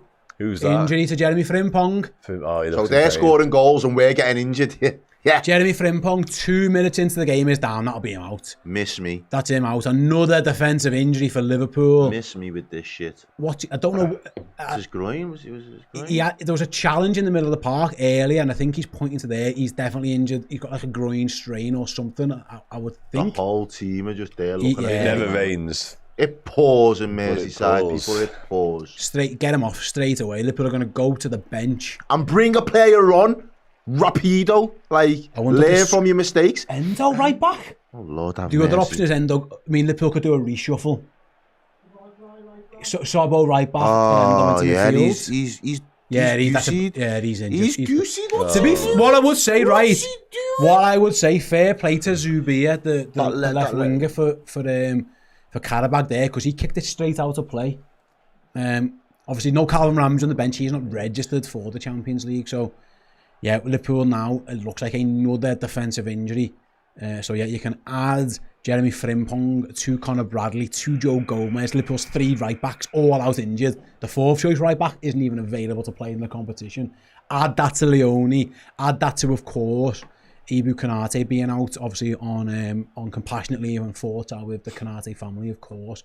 But yeah, Liverpool, 3.5 minutes into the game, have lost Jeremy Frimpong. He pulls his headband over his eyes. He's very, very, very disappointed. He's going to go straight off. Liverpool are going to bring on Wataru Endo. Can we make sure we bring him on before the ball's kicked? Thank you. There we go. This time he is on. So let's see how the reshuffle. Is Endo going to play right back? Or are they going to throw Dominic Szoboszlai over there? I don't know. But yeah, Jeremy Frimpong is absolutely devastated as he walks off in front of the cop. He had that challenge on the halfway line before, and I think that's what he was alluding to, pointing to. Mate, it's Endo right back, by the way. Yeah, I thought maybe they were going to switch Szoboszlai into the right back position, but no. Endo is going to play there. Thoughts on that, Errol? Would you have switched it? Would you have put Sabo? Again, considering how much of the ball we're having, I don't want to take the Szoboszlai out of midfield. I think he's done some incredible work for us so far this season there. If it's about plugging a gap and filling the hole, Endo's done the right back job before, so give him a chance. Give him the chance. Ramsey isn't eligible to play for us in this competition. People ask him where he is. Hamstring, 6 weeks. But that wasn't a hamstring, that was like a groin. It looked like a groin. Qarabag wow, through the middle. And he played it out. Ooh, he's got unlucky, but he's regained his balance, my man. Qarabag into the box to the byline. I'm going to work it. They've slowed it down, and they've got plenty of numbers back here now. It's on their right-hand side. It's calm possession on the edge of the Liverpool box, to be fair to the visitors. Not really going anywhere at this moment in time. No, maybe now the cross comes in. Van Dijk nods that one clear, and not only does he clear it, he passes it with his head to Andy Robbo, who can get it up the pitch. Here you go, lovely. Oh, unlucky. Didn't quite get there. Tried to cushion it down. Right, then Liverpool have won it back. Done well, go.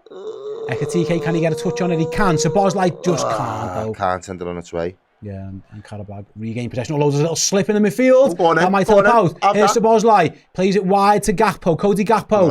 Into the edge of the box, mate! One more. Cuts inside, shoots, deflected. He always does that.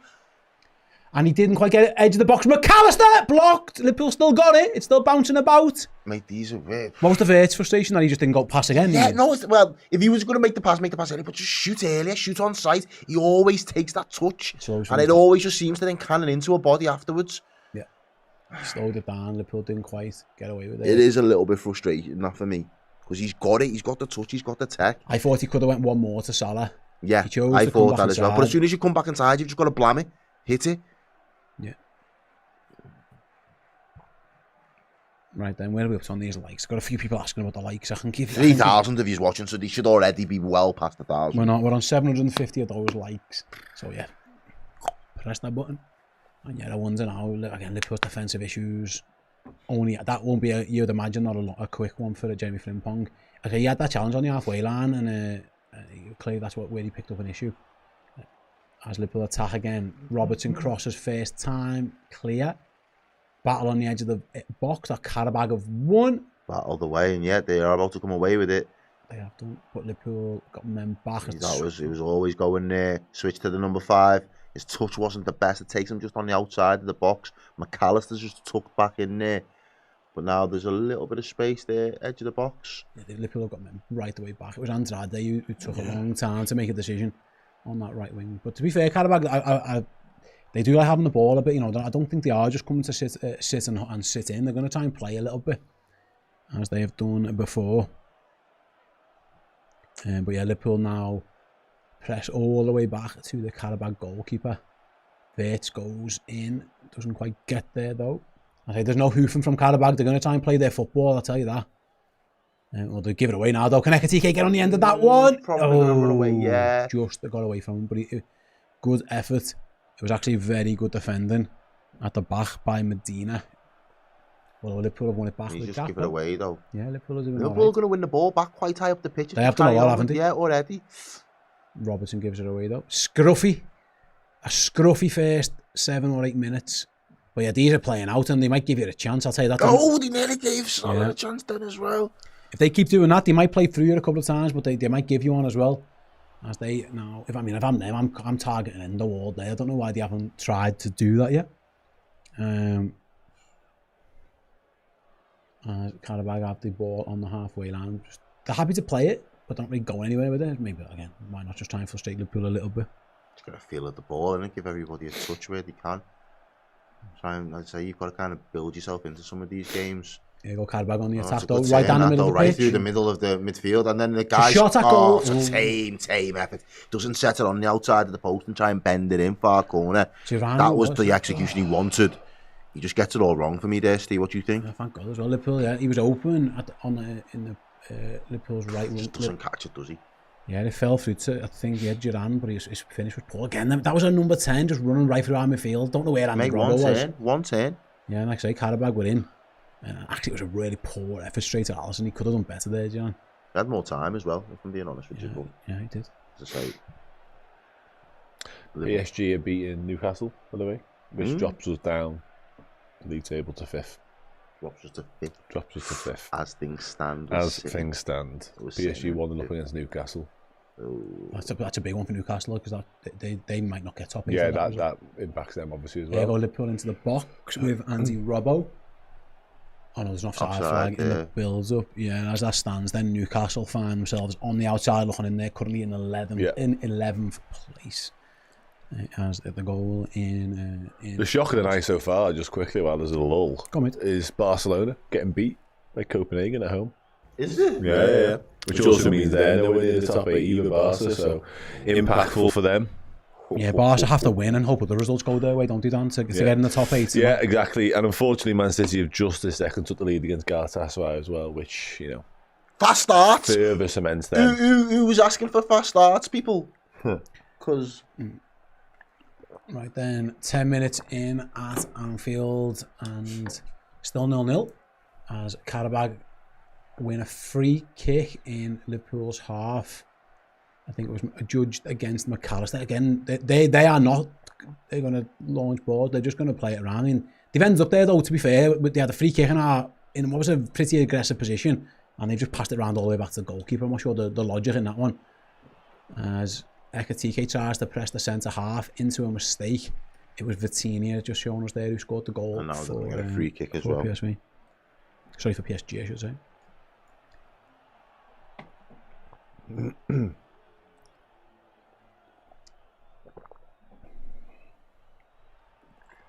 It will be a free kick on the halfway line for the visitors. And it was Haaland who scored for Manchester City against Galatasaray 10 minutes in. So yeah, fast start around the rest of Europe. No surprise there. Anyway, here are Qarabag right hand side. They needed to respond in Europe though after that awful performance against Bodo. Yeah, absolutely. Szoboszlai there. Sobo cuts out and Liverpool launch a counter. Good ball to Vert. Back onto Salah. Salah's hustled out. He's done alright there though. Passed it into the path of Cody Gakpo, who gets it over to Ekatike. Ekatike now with a chance, and he does kill it. Just wide. Oh. Bleach blonde. You can see the intention. Bleach blonde Hugo Ekatike cuts inside. He had options, to be fair. Again, Qarabag they've played it round, but they have given the ball away a couple of times. 4-on-4 there. I don't mind them taking that shot on, but yeah, just goes to the other side of the post. It wasn't miles away, that, you know. No, it wasn't. I don't mind it. Do not mind. He's gone even blonder since we last saw him, by the way. Yeah, yes.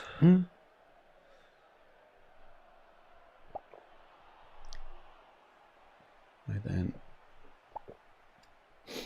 This time Qarabag do go long. They win the first header, but it goes nowhere. Vert wins the second. Qarabag win the next one and get it on the floor and starting to play. Liverpool should get that back though. They do. Well done. Szoboszlai again. And the Reds can look to break from midfield. Got a lot of midfielders on this pitch.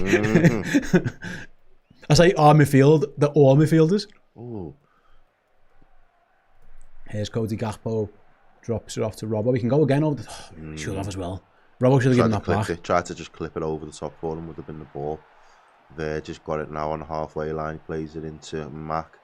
Mac then he plays it back to Verge, he plays it to Florian Verge, who then now... So it's Endo up on the right hand side.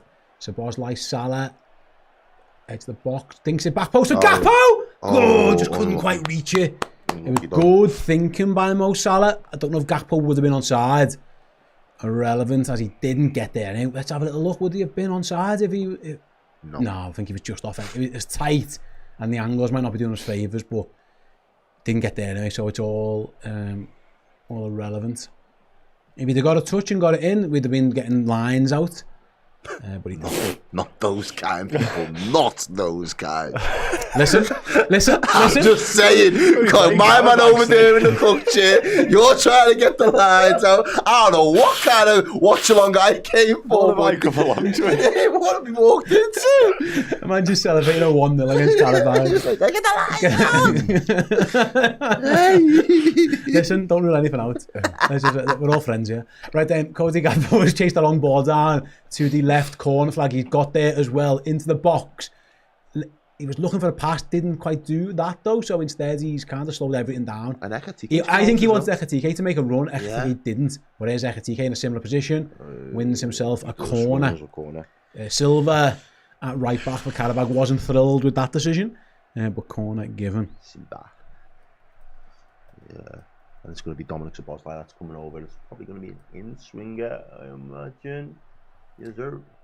Right then, yeah, Liverpool do have Just trying to tell him to calm down. Let's see how Liverpool attack this. Set pieces are not really our specialty. Hey, listen, we scored 2 at the weekend. Yeah. One was a direct free kick, but yeah, we did score. Van Dijk scored. I feel like our free kicks are better than our corners. Oh yeah, I mean we scored 2 corners all season in the league. Szoboszlai whips this one in the post. Yes, yes! It's alive! Yes! That must be in! That must be in! Watch, check That's the watch! Check the watch! Oh, it's given, yes! Absolutely, it was over the line. Come on. I think it's Alexis McAllister who nods home at the back post. Yeah, the referee points to his watch. He says that is a goal. People? What time is it? It's time to award a goal for Liverpool. It bounced in front of everybody. It found its way to McAllister. It looked over the line from first viewing. He saves. His Bear just blushes there because he just nods it down. Yeah, again, we'll have to look at a replay to see exactly what happened. But what Liverpool do lead, it is Alexis McAllister who scores the goal. From a corner as well. Yeah, we've just been saying they can't score corners. Let's see then. It's a flick on at the near post. Oh, no, to be fair, Virgil doesn't do a lot wrong. It's clearly over the line. Yeah. Van Dijk nods that one down. McAllister heads it in. It was definitely in. It was Ekitike to Van Dijk to McAllister. Yeah, goal to Liverpool. Virgil does all right, actually. He stoops down just to keep it alive. Just to keep it alive, no, fair play. The goalie saves it, but he palms it out, but he's behind the goal line. And Liverpool leads 1-0. And it's Alexis McAllister. And Liverpool, how many games without scoring from a corner? They scored in 2 successive games. 2. We'll take it. We'll definitely take it. Whoosh. Whoosh. And that is good news for Liverpool because that means, as it stands, they will be guaranteed a place in the top 8. Where are we sitting in the league table then, Dan, right now? Yeah, I'm just going to update that now.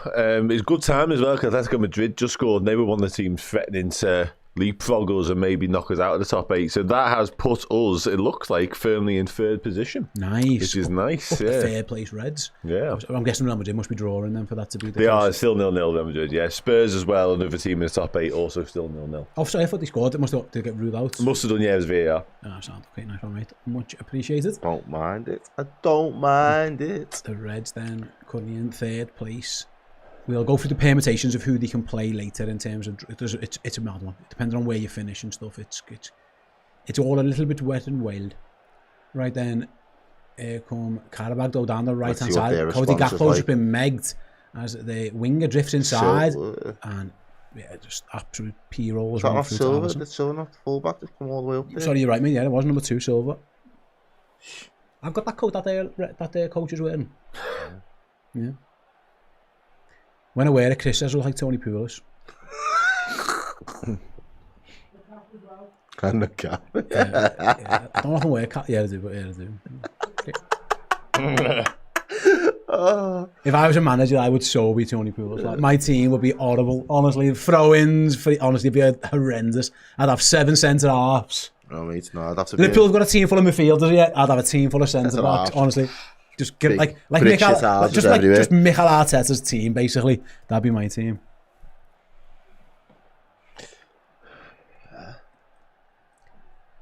Right then, here we go. Liverpool are winning in the Champions League, ladies and gents. Nice. It's all good. Nice. Ryan Gravenberch at centre back switches to Virgil van Dijk. We haven't really been tested yet. We haven't really had to see not too much his defensive nous, but there's a big switch there from Virg. It goes all the way towards Salah. Salah takes it down, kind of lays it back into the path of Endo. Endo lays it back to Salah. He wants a little give and go with Hugo, but Hugo's taking it. Do you think Ekitike just gets bored sometimes? He just comes out on. Here he goes. He's spinning and through. Just pile drives into some lad because he overran it. And Qarabag ran into traffic. Yeah, I don't think he needs to do that. I don't think they're getting called for that. I don't think that's a foul either, really. Twice now that Szoboszlai's been called for that foul by a very stern-looking referee. He's given a little furrow with the brows as he goal line technology. Don't need no goal line technology. They just need a pair of eyes. It's a good yard over the line. Yeah, it is. Yes, it is. So Van Dijk nods it down, a little assist maybe for Virgil, and it was a good little back post header from Alexis. It was clearly over the line. McAllister knew. The officials knew. The ref pointed at his watch. And as we were watching replay of that goal, I don't know what happened, but Liverpool do have a throw in.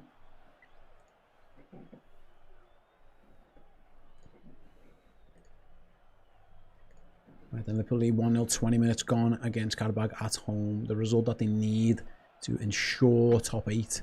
And like I say, a couple of the teams who blow us are winning, so handy time to get that goal for the Reds. As Florian Wirtz on the attack then, looking straight down the line for Ekatike. I mean, put too much club on that one and overhits it straight to the goalie. I just saw Alexis McAllister telling Florian Wirtz to slow things down a bit there. And yeah, as Dan mentioned before, as it stands, Barcelona will be in the playoffs. I mean, that somehow we'll end up getting them. Yeah, oh yeah, you know that. So I didn't want to say it before, I didn't want to jinx it. I don't know how it works, but they'll find a way. Figure something out. They'll find a way. Arsenal will get like fucking... Hey, but to be fair, Arsenal will get Qarabag again, even though they're the bottom of the group. They'll figure that out. And we'll end up with fucking Barcelona or Real Madrid, even though they're in the top 8. Anyway, here's Hugo Ekatike on the 10, wins it. Lovely. Find your pass. Finds Wirtz. Man on to Wirtz. No. Florian Wirtz. Yes. Yes. And it's a goal for Liverpool. And it's Florian Wirtz. Pile driver into the bottom corner. Man like Flo, you know. And it's Ekatike to Wirtz. Again, a little partnership broom between those two. And Liverpool's 2 summer signings link up and give Liverpool a bit of breathing room at Anfield as the Reds look to secure that top 8 position. That was a nice finish, that L. Good goal. Lovely finish. It opened up for him. He took it really well in his stride as well. Hugo Ekatike, that link-up play there, we can see it. Then, straight away, holds it up. Good little bit of footwork. Lays it into the path of Florian Wirtz. And Florian Wirtz, it's opened up for him. He's got to hit it. Keeper's rooted. And he just puts his foot through it. A little bit of placement. Bottom corner. Easy as you like. 2-0. Yeah, good finish from Florian Wirtz. Goalie completely wrong footed by that one. That'll do nicely. The Reds. Firm grip in that 3rd place. Yeah, looking good. Looking good on that front. Chelsea have taken the lead in their game against Napoli, of course, away, which is important for them. But also, worth mentioning, the Spurs have now dropped out of the top 8 as well, so they are currently in the realms of playoffs. They will not want that. No. Right then, here come Qarabag on the attack though. Szoboszlai again. He's going to end up getting. Oh no, he's giving away he's giving the advantage. Ref, fair play. I think Sobo's committed like 4 fouls now. He's got to be careful.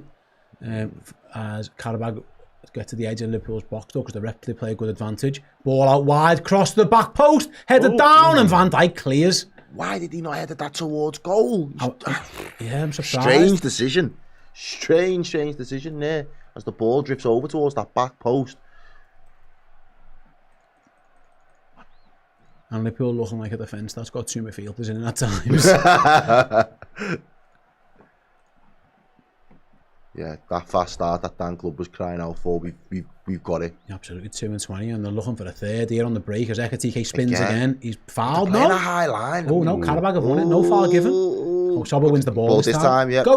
At the high line, it's going to kill them off. Look at that, 3-on-3, 4-on-3. Come on, Liverpool, pick them apart. Good ball by Wirtz to Gakpo. Cody Gakpo into the box. Drags it across goal, and too many men got back in the end. That was stinky.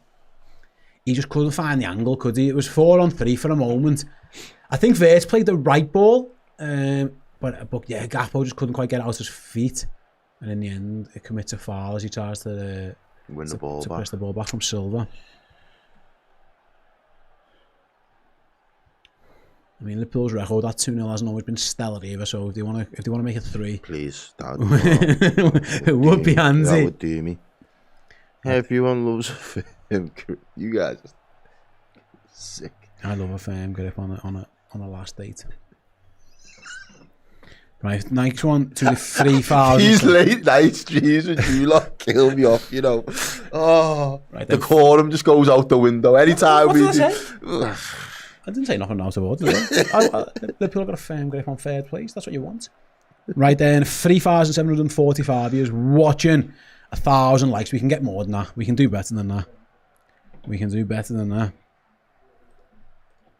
Here come Liverpool again. Ryan Gravenberch from centre half strides forward, finds Mo Salah, gets it back. Gravenberch, he's in there. Box back heel to Salah. Can't quite get on the end of it. Run back, Ryan. Run back. Yeah, you centre back boy. Don't know what you're doing up there. You know, remember. Do you reckon he just forgot he was playing centre half for a Yeah, minute? Szoboszlai's like, get back, Lad. there, lad, get back. If you don't get back, I'm gonna have to. I'm gonna have to leg it. So go and do your job. Yeah, he's gonna put me there.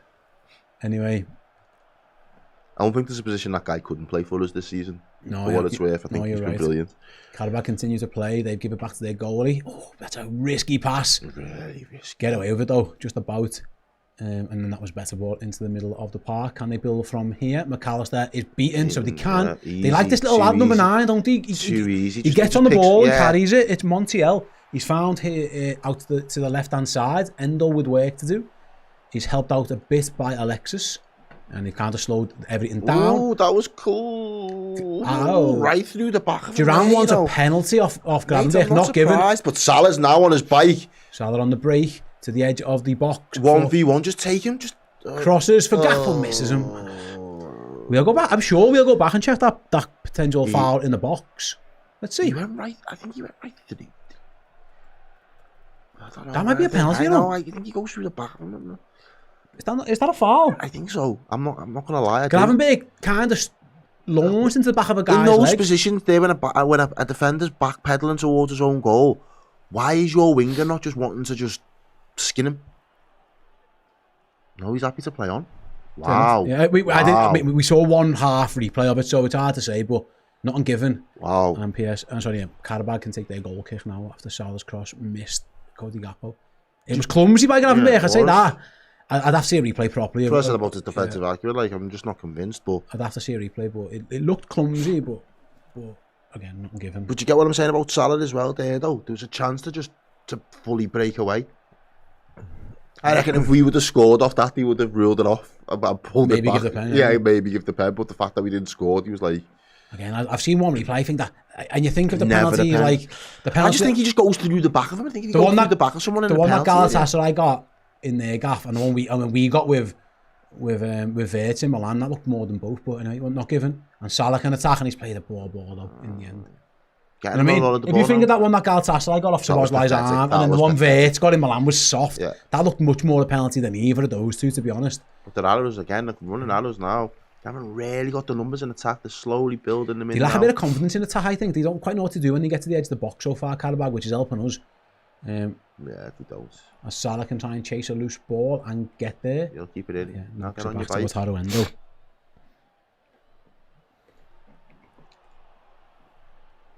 Right then, Liverpool lead 2-0 as we approach the 27th minute. So Szoboszlai thought about the switch, then plays it.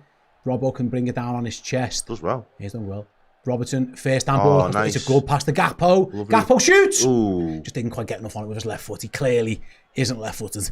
I know, like he is his right foot is much better than his left. He kind of just no power on this really, Errol.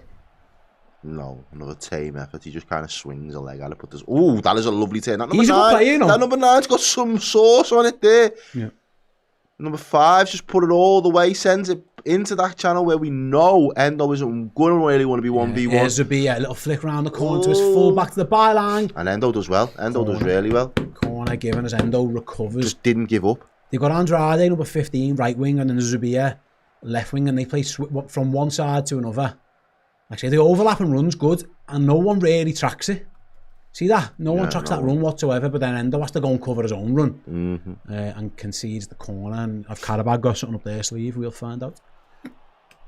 It's going to be Zubia, the captain, in swinger, who's going to take it. Come on, Liverpool. Medina's gone up there as well. Ball in, his head of the way. Yeah, that pretty poor, that. Pretty poor. Yeah. Might get a second bite at it though. In it comes back post again over everybody, which is good news for Liverpool. And nice work by Szoboszlai, right? But no back heels down. No. That's almost as bad. Sorbo played a risky ball in his own box, gets away with it though, and then Wirtz plays a poor ball as well. And the centre half lambs it over the bar. Left-footed shot on the centre half might be one of the worst shots you've ever seen. But again, I think that's casual from Szoboszlai. That he plays a really poor ball to the edge of his own box. We saw him back heel one, of course, against Barnsley, which was dreadful. This was I didn't like the idea of that pass. That's just got to go, I think, at that point in time, but gets away with it.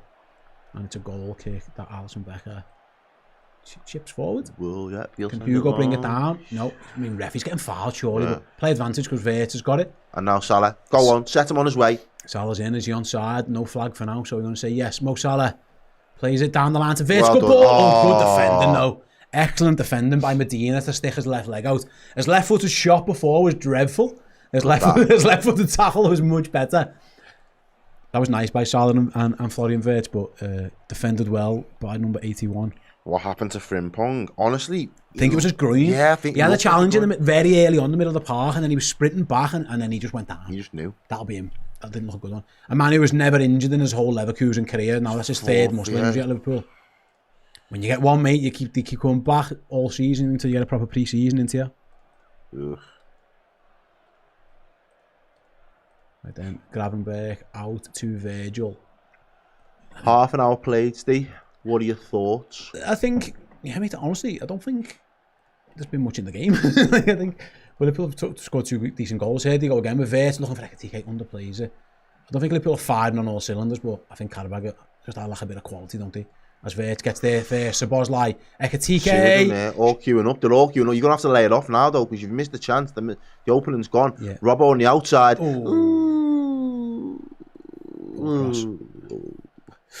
The less we say about that, probably the better. Robbo just couldn't quite wrap his left boot around that one, goes out of play.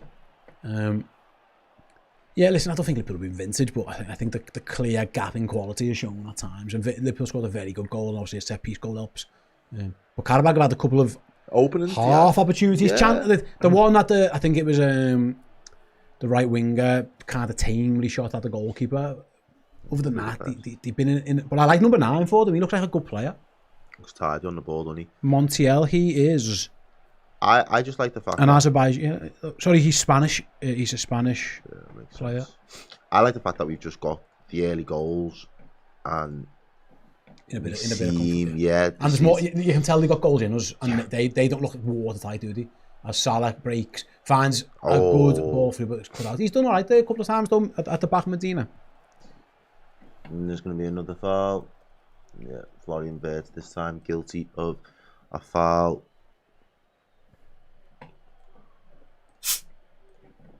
I think he'll be happy. I think the gaffer will be happy with the half an hour performance from his lads today. Yeah, free kick for Qarabag. Medina goes long. Alisson should come and get there just about. I'll head over to Dan in a couple of moments for a couple of score updates. Next time the ball goes there, Dan can keep you updated on the scores and how the league standings are looking. But for now, Hugo Ekitike is giving the ball away.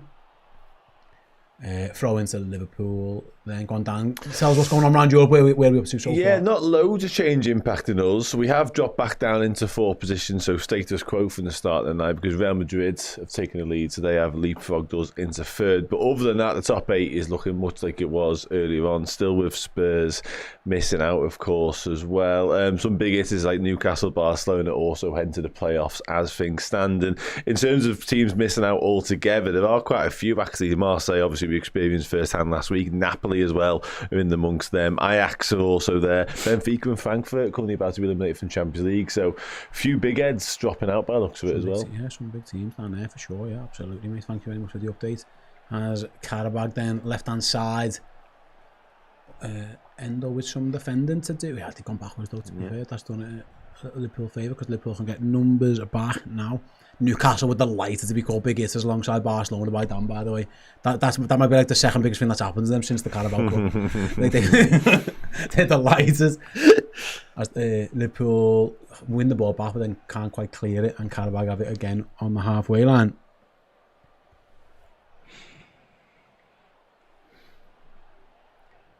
Ooh. I've had an ooh from Dan. We'll come back to it in a moment, Dan, because Qarabag are on the attack again. Down the left-hand side, more defending for Endo to do, more running to box, ball across the goal. Alisson parries it away. I think that was a shot that Alisson cleared, and Liverpool will look to break now with Salah. Can he play the long ball through to Wirtz? Play him. He's gone to. Wow! Decision making. I think he's looked for Gakpo there. It had to be Wirtz. Wirtz was sprinting through the middle.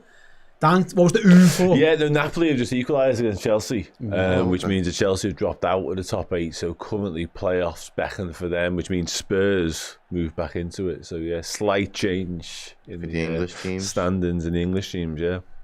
Napoli then equalising in Naples against Chelsea. That impacts Tottenham, like Dan says. So yeah, as it stands, then was it 4 English teams would be definitely top 8 so far? Yeah. Or was Arsenal, City, and Tottenham and Chelsea? No, yeah, Spurs as well. Spurs in the top 8. Spurs in the top 8. They've gone back Chelsea into the got out, Chelsea. Spurs goal. Oh, sorry, apologies. Yeah. Gotcha. But considering how poor the domestic league's been and the quality, and the English teams are still dominating Europe, football's on a decline, people, I'm telling you. Again, I feel like it's an AFCON World Cup year as well. Oh, that's a lovely ball, that by Verge. Lovely ball to just break through the line. So Bosley now. Yeah, nice. Liverpool then with Taruendo at right back. That's a thing. Into Mo Salah. What's Mo going to do? Nice ball to Hugo TK on the edge of the box. Is able to turn. Nice little ball into Endo. Does well. Can Salah find the yard? No, he's just doing too much. You've done too much. Now you're going to have to pay the pass. Done Robbo well. Robbo can shoot. Andy Robbo! Yes! Ooh! Tipped over the bar, maybe? I feel like it might have been. No? Goal kick. Oh. Got a little bit behind that though, didn't he?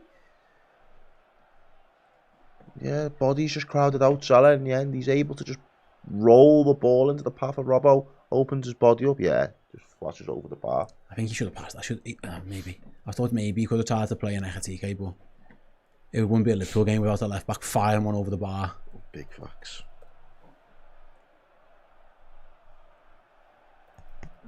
Right then, let's have a little look. That's probably a lot closer than we was expecting as well. 51% to Liverpool, 49% to Qarabag. Right then, I'll go to the YouTube chat and to our Discord in a moment. So let us know your thoughts. I don't want you on how you feeling about the game so far. 35 minutes in. Do let us know your thoughts.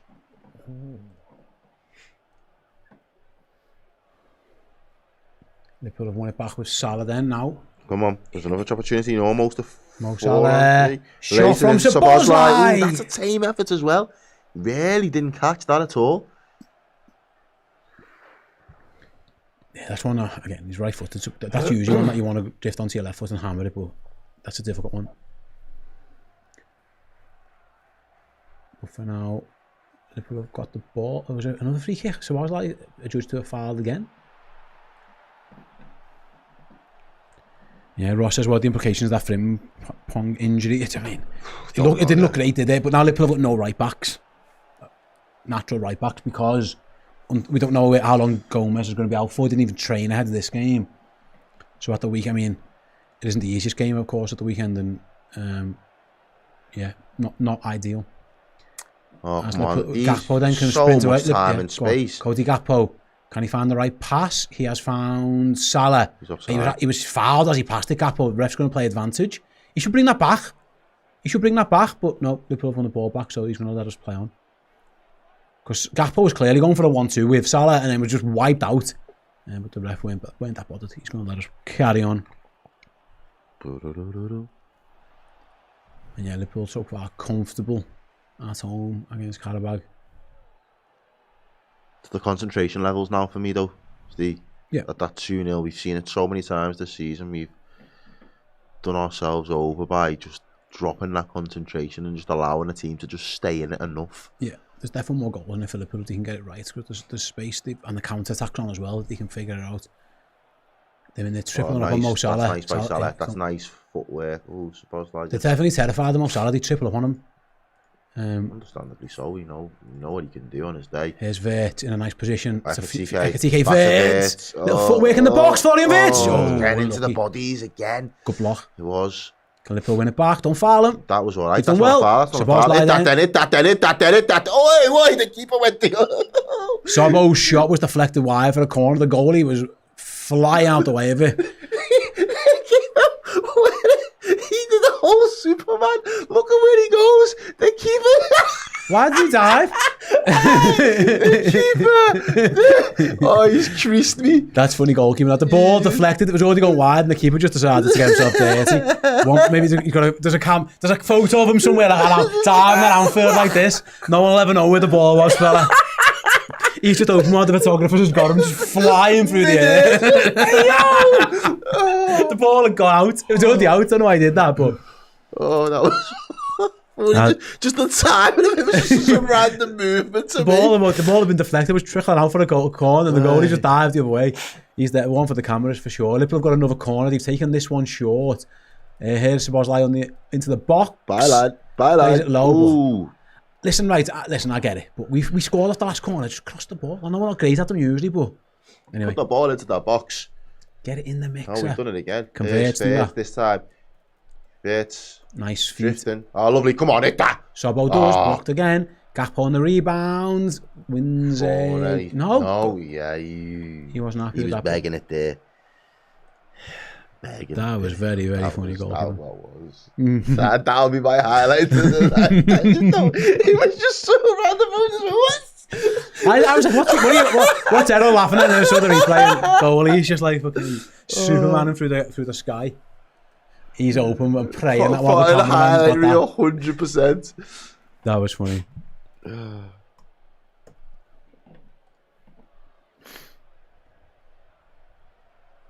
Right then, goal kick. Ball goes up into the air. Qarabag win the second header and can get it down, and Liverpool need some defending too. Van Dijk gets a touch, but it's still on the attack, on the edge of the box. White shirt. They've shown a little bit of promise when they've attacked down this left. Not again, they haven't created too much from it here, Qarabag. They just lack a bit of confidence, you know. They keep going backwards. It's like they don't really want to have a go at Liverpool, which I'm surprised about because teams can, we know, get arrows. But a couple of times they've ended up going all the way back. Look at this. I'm surprised that this year they've ended up. I mean, I'm alright with it, I'm fine with it. As the ball is played into the middle. Some nice possession to be fair though for the visitors. And here's Silva, the right back, advancing. Robbo gets a good tackle in though. Go on, Robbo. Come on, well done, Robbo. Well done. Laying into his path. Well done. Excellent by Robertson. Excellent by Robertson. That was really good. Gakpo tried to find Vert. He put him in front of two players there and just took them straight out of the game. He did, yeah. But unfortunately, Qarabag regain possession. And they're going right through the middle again. They've gone through the middle. He's keep going. He's wins the ball back. Go. Got a chance to go. Break on them. No one's here. No one's there yet. Well, Sobo on the break. Gakpo needs to get on side. He's found Vert.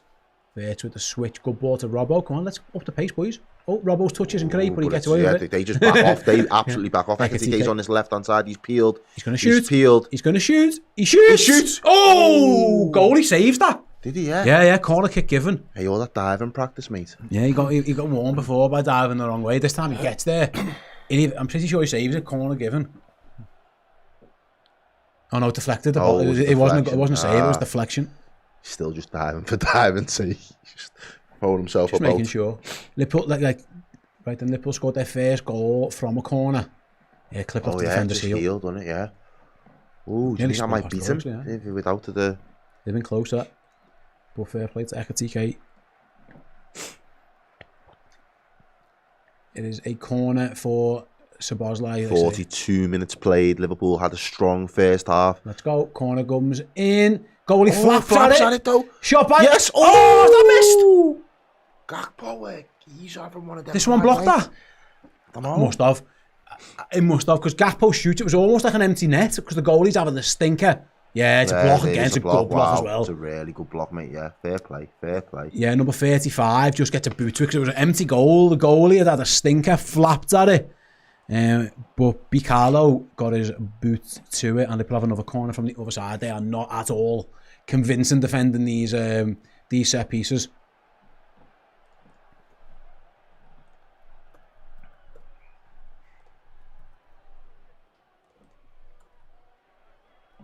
Corner comes in again. Goalie kicks. What? Whoa, I have never seen that in my life. He booted that away. Yeah. That's bizarre. Liverpool got it back. Did you see that? Yeah. He volleyed it away like honestly, just pick it up. Anyway, Salah trying to beat his man. Can he do that?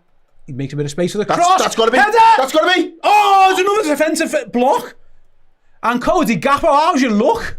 Oh, he's doing everything, put it in the back of the net. I think it's a save this time. It's excellent by Mohamed Salah. Brilliant football by Mo The Salah. confidence is oozing at the minute. It's a great clip in. It's a goalie save. I mean, It's a he's save, going. yeah, wow. It's terrible goalkeeping, really. His position. He's running out for the ball. He's never going to get. But somehow he manages to get it. Just stick a hand up. Reaction. It's a good save, actually. But he's all over the place, this keeper. Absolute mad at him. As the ball comes in again, Szoboszlai goes deep. Van Dijk nods it down. And he's what's he give? Offside? Or a free kick, I'm not quite sure, but either way, the game stops. A little bit of pushing, maybe. Van Dijk pushing at the back. A little pushing, yeah.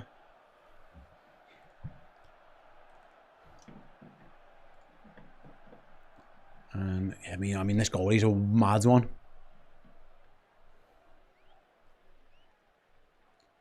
There's been a couple of score updates around Europe that I'm being made aware of, so I will go to Dan in a second. Give me 2 seconds, Dan. I'll just wait for a little break and play as Qarabag advance towards midfield with the right back Silva. He finds his winger.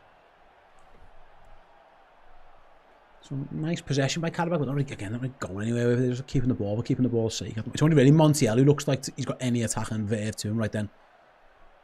Let's see where this switch of play goes, and it goes straight to Endo's head. He knocks out. Go on, Dan. So it's updated. There's been some big goals around Europe. Yeah, there's been a few, mate, in the last few minutes. So Chelsea are now trailing at Napoli, which means they plummeted down to 12th place in the standings, which is obviously very, very, very bad news for them. But more importantly, from Liverpool perspective, we're now back in third because both Madrid clubs have been pegged back and now are both drawing as well. So Real Madrid against Benfica and Atleti against Bodo Glimt is also 1-1. So they're still both in the top 8, but we are now back firmly in third place. Nice, yeah, that's a big goal for Napoli. Chelsea going up into the playoff phase. They've already got another game in the Carabao Cup semi-final. More games for Chelsea and Liverpool. I mean, that might be good for Liverpool in terms of the top 4, top 5 race if Chelsea got to play more games, I suppose. And then here go Qarabag down the left again. He's drifted.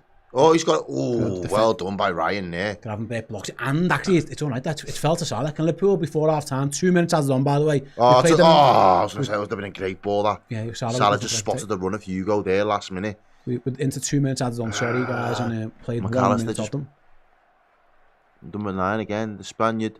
Skipping, and he does skip past 2. Yeah, he's a good player. Plays it out to number 5, 15, out wide. He's 15. Oh, he's 15, is he? I do apologise. He's Andrade, I know his name. Okay. I've learned him. And there's Silva. We've got a couple. We've got a couple. We're locking in. We're doing all right.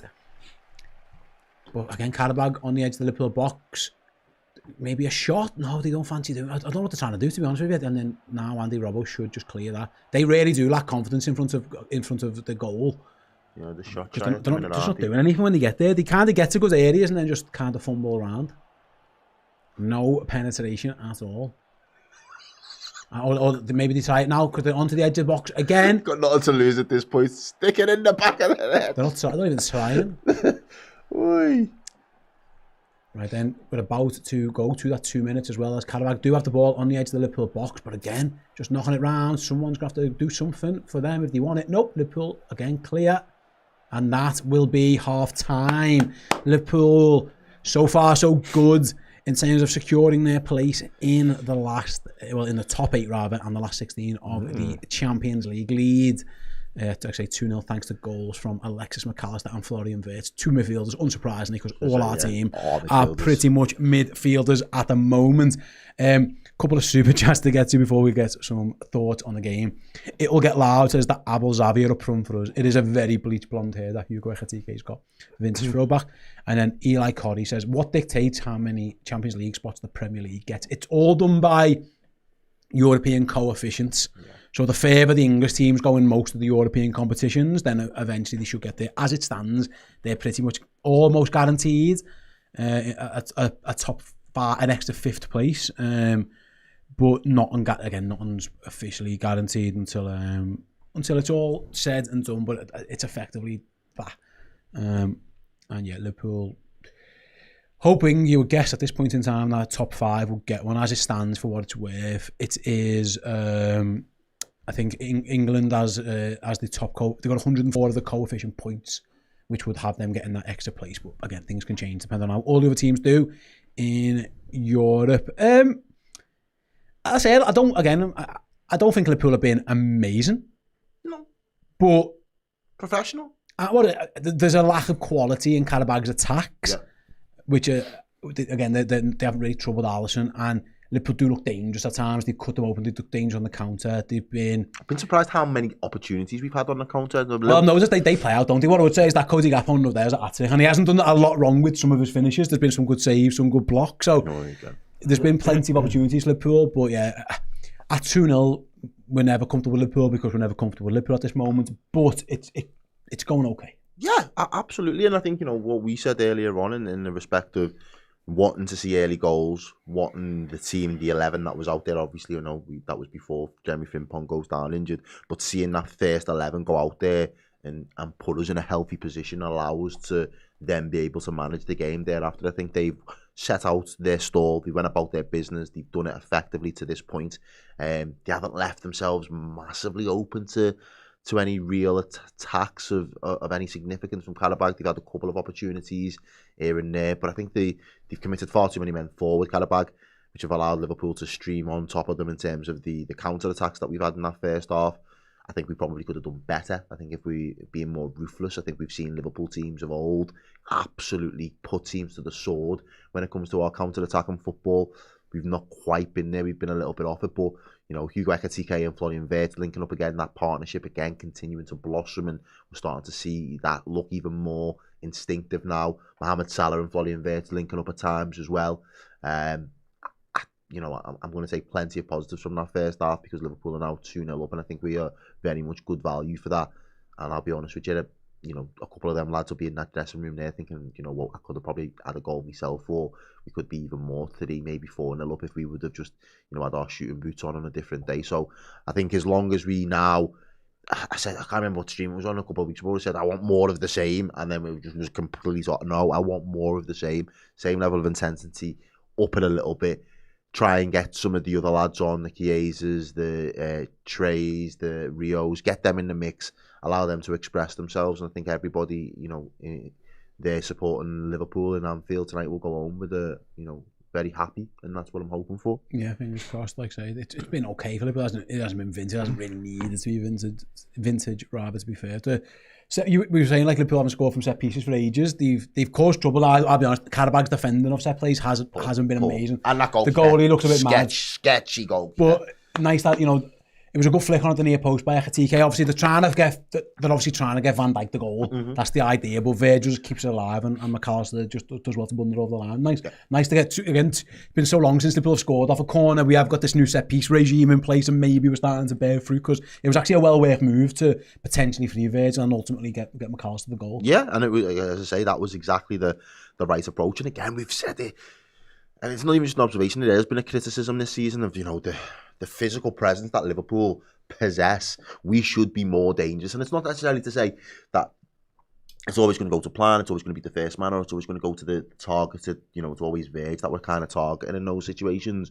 But more often than not, we should be finding a way to free our strongest, tallest attackers in the opponent's box, so we crash it on their box as often as possible and make sure that they panic. They don't want to give us corners, they don't want to block shots, because Liverpool have got that extra weapon, and we haven't really been able to muster it in abundance this season. But as you say, good signs. The last 2 games we've been able to do it, and then from there now you're looking at this Liverpool side thinking, just get to the hour mark, everybody now continue the same pace, get to the hour mark, and then just start managing the minutes, start looking at some potential substitutions. Who can you give a rest to, because obviously we've got a big game on Saturday night. Who needs a bit of a rest? Who can come in, who can still not necessarily drop off the level, but can still give us something and make sure that we can get this game over the line. Because say Qarabag, I think your point about them is absolutely spot on. You'll get to that final third, but it's once they get to that final third, it's what are they really capable of them being able to do? Have they got enough about them? Is there enough quality within their ranks to ultimately trouble Liverpool in their defensive line? And at this moment in time, he's been 45 minutes. They've been flirting with it, but they've not really at any real moment thought, let me try and go for the killer blow. They haven't really landed a killer strike so far. So as long as Liverpool can kind of keep them at bay, keep them at arm's length, again, I'm not going to be sat here at full time absolutely losing my head because we win against Qarabag, but I'll be very, very pleased that actually yet the manner in which we've done it, the last 2 games of this Champions League run, despite all the noise and everything else that's been going on internally and domestically, Liverpool have showed that they've got the bit between their teeth, and this is a competition that at the bare minimum they are taken seriously. We'll I've been asked a couple of times there in the chat, can we explain how the groups work and who Liverpool, if Liverpool finished in 3rd place right this second, if all the games finished right now, who could Liverpool draw? I'll be honest, it could be better. You would play either the 13th, 14th, 19th or 20th place teams. That, as it stands, would be one of Barcelona, Sporting Lisbon, Napoli or FC Copenhagen. So what would happen, and if I bring you the bracket view up on the screen right now, it would be Napoli against Copenhagen. It would be Barcelona or Sporting. Some of those winners, yeah, again, sorry, I do apologise. It would be one of Napoli or Copenhagen versus one of Barca or Sporting, and then you would play potentially one of them. So it would depend on the draw. But as it stands, there is a chance. Actually, it could be Barcelona for Liverpool. It could be Napoli, which wouldn't be easy, like a Sporting and FC Copenhagen as well. So as it currently stands, there is a draw on Friday that will kind of draw them against each other and then kind of half work things out from there. But that's roughly where we're at right now. And for what's worth, City are currently 4th, so they would be the other team in that little mix as well. But yeah, it's a bit complicated. But it would be one of those 4 teams who Liverpool will be playing in the last 16. One of Napoli, Copenhagen, Barcelona, or Sporting. But there's plenty of action to go through in the second half before we can get that. But we will keep updating that at the end of the show. Flo and Hugo combo. What are we thinking? Been good so far. Been good so far, mate. Like I say, they've certainly got some type of connection together, which is starting to flourish when they get the chance. Vert's just been in this central free role, I think, much more. He just goes where he wants. I think it definitely suits him. I think Hugo, you mentioned that about Hugo as well. He's got the ability. He kept picking up on positions on that left-hand side at times as well. He's quite happy to drift. He just wants to get involved. He just wants to get his foot on the ball, doesn't he? He wants to be involved in the build-up play, and he's quite comfortable, serving a little bit of link-up play as well at times. So, yeah, I like it, and I think, we're going to need more of that. Especially if we want to go far in this competition. Those 2 players have got to feel as though they are integral to anything good that Liverpool are going to do this season. And the fact that they've got that, there's that kind of chemistry where they're looking to lend the ball to each other because they know that one will just either send it round a corner or the other's got the opportunity to execute a shot or whatever. Yeah, I'm impressed that they've it's taken a little bit of time to blossom, but I am starting to see that, those 2 under the right conditions will absolutely thrive in the right system with each other. Absolutely. Right then, 5 or so minutes to go. Dan, I'm going to give you 1 minute to tell us all the scores so far and let us know who the current top 8 is and who is currently on the outside looking in.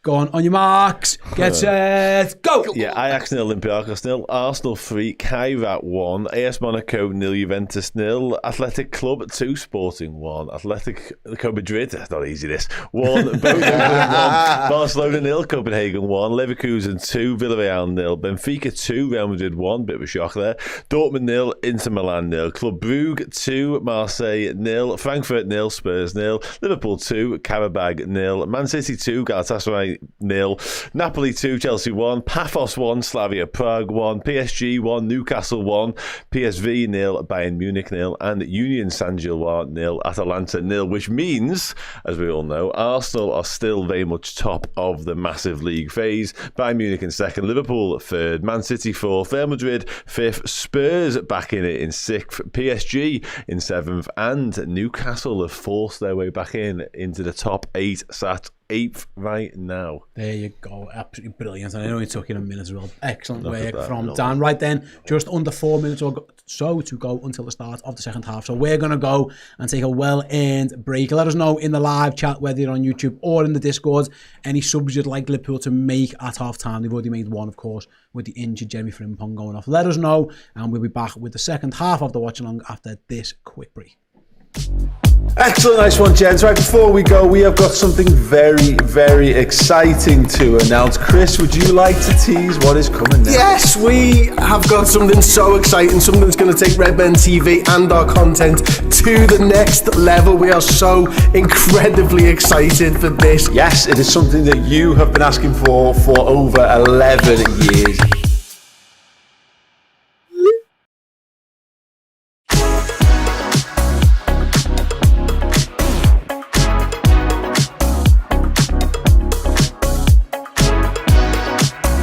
Welcome to the Red Men Original Biased Football Podcast. It is the deep dive. I'm joined by the man, the legend. It is the Chloe and Abby show. It's JNO Inside Time. Our survey said...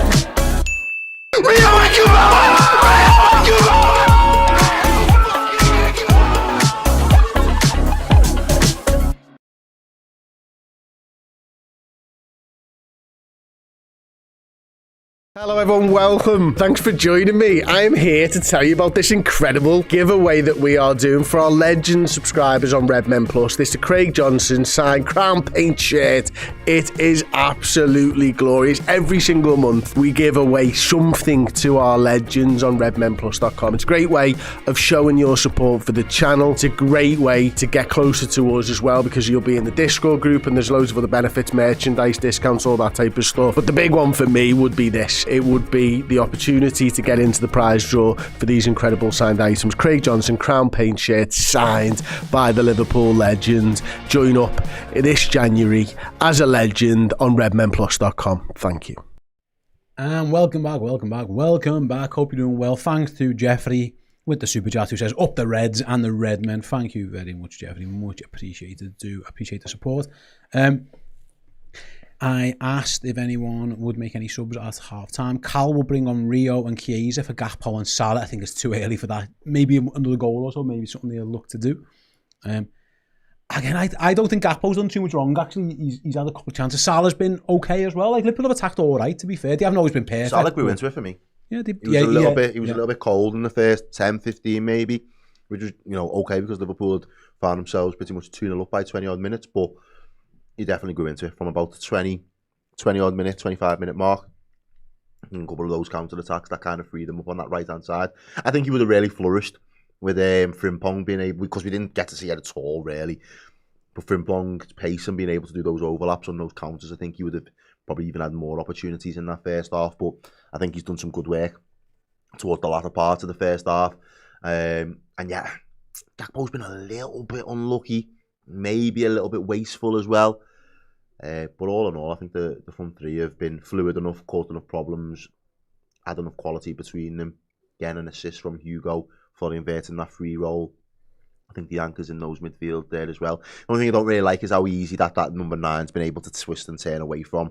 McAllister and Szoboszlai a couple of times. I know Szoboszlai's probably walking a bit of a tightrope in terms of yellow cards and whatnot, but he's done that a little bit too easy. I think if they had anybody really potent up top as a bit of a target to play into, we might have seen Liverpool being in a little bit more trouble. But as it stands, I wouldn't make any changes personally at this moment in time.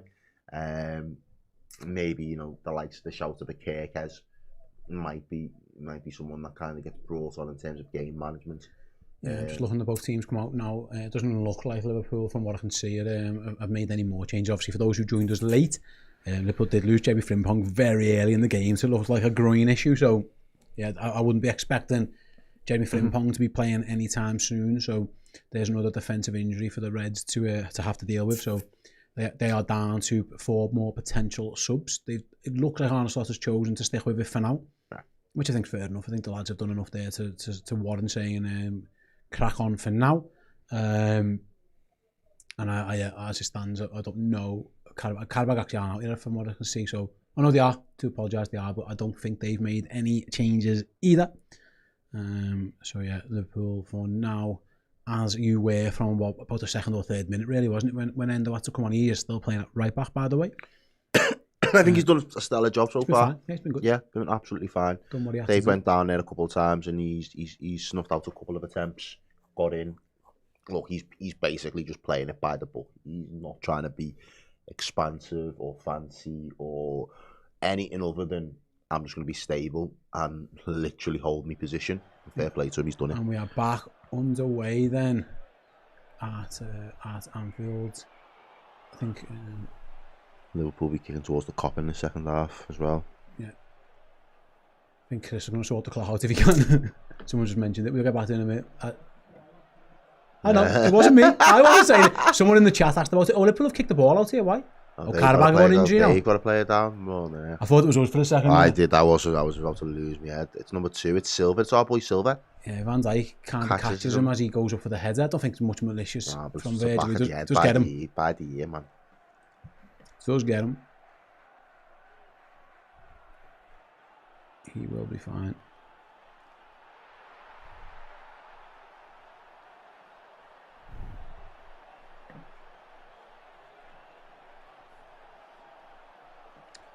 Then you want to give us the ball back.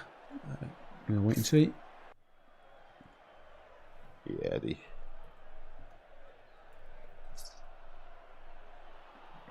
Liverpool have give the ball back to Alisson.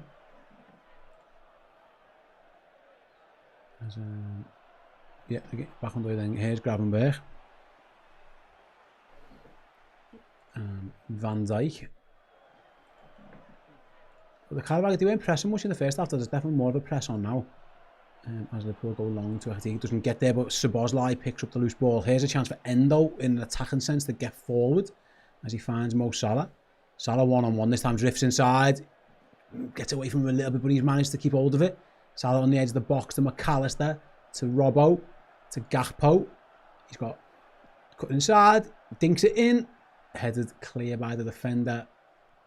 Qarabag eventually clear away. Tottenham have finally scored, looks like. Yeah, I'll come back to that. That's too much space. Salah's in. Salah shoots. Took his time a little bit there. Could have pulled the trigger a little bit earlier for me there, Salah. Didn't. Tried to make sure. Didn't. Yeah. What I would say to Qarabag defensively, they have thrown a lot of blocks in.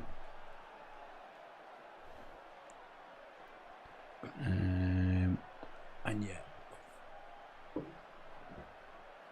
Right then, yeah, Dan. So bodies on the line. Yeah. Spurs winning now, Dan. Yeah, what's that? How does that change things? Yeah, it's moved them up to the heights of 4th. Wow, place. Wow. I know they've leapfrogged Man City. And there's Salah again now, and this Salah time he has been caught. He's been caught. Yeah, Thank you. Thank you. Free kick on the edge of the box, right on the edge of the box as well. Mo Salah was clipped from behind. It is right on the edge of the box. A little VAR check maybe. Oh, it's closer. It's actually further back than the ref has given the free kick, if that makes sense. It's on the edge of the Because D. of where he falls in. Yeah. The refs give it right on the edge. If Qarabag have done their homework, they'll have the draft excluder in. Because this is right on the edge. I still think this goes in, by the way. I think this gets absolutely bland. Errol's calling it now. I'm calling it. Calling it. It should be Mo. What? That's a left footer's free kick. If they have the man laying down, then I don't know how I can get the angle's going to be crazy for Sobbo. No, I hear it. Not that I think Mo's a great free kick taker. I would have went Florian then. That's not flow well left foot. Yeah. Unless they can shift it or something, that would be. I think that could be really tough for Szoboszlai from that close. It is. The ball is like a yard outside the box. It is. It's right on top of the box. Unless you can do like some type of tap and hit. I think Mo's desperate to take it. He's asking, is he 10 yards? What about these lads? They don't look. That looks quite close. Very close. Can't be there. He can't be there. That can't be 10 yards to there. You can't be there. Whether you're in the wall or not, you've got to be 10 yards away from the ball, full stop. Yeah, I was going to say. Lad, get back. Move, you clown. Yeah, the ref's even having to put more spray down. I think he had the line in the wrong place. The ref. Yeah, that wall. I think this is Salah. It looks like a left footer. Yeah. Unless Sobbo can get some whippage. That'd be crazy. Let's find out then anyway. Free kick to Liverpool. Salah and Szoboszlai stand over it. It's going to be Salah. Yes! Yeah! Hey, who's your daddy? Mo Salah scores. It's an absolute role reversal from the other day. This time it's Szoboszlai with the little back heel to shift it. And Mo Salah on his left foot curls it top bins.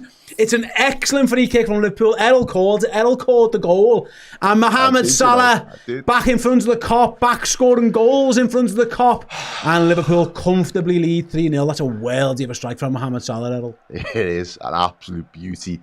But it just had goal written all over it. The angle, everything. And Szoboszlai does well. Just gives him a little bit more to aim at. Takes it away from that wall. And Salah, again, was never going to make no mistake there. It's got the curl, it's got the pace, it's always going to beat the goalkeeper. And it's just a lovely, lovely finish from Mohamed Salah there. The Egyptian king doing... King stuff. King stuff, man. Yeah, boy. Fantastic. Liverpool lead 3-0 at Anfield. And the Reds are back scoring free kicks. The Reds are scoring from corners. It's all going off. And yeah, comfortably now Liverpool's place in the last 8, in the top 8 and the last 16 should now all be secured. I know there's been a couple more goals that affect things around Europe, so I'll get to that in a moment. But first, Liverpool on the attack.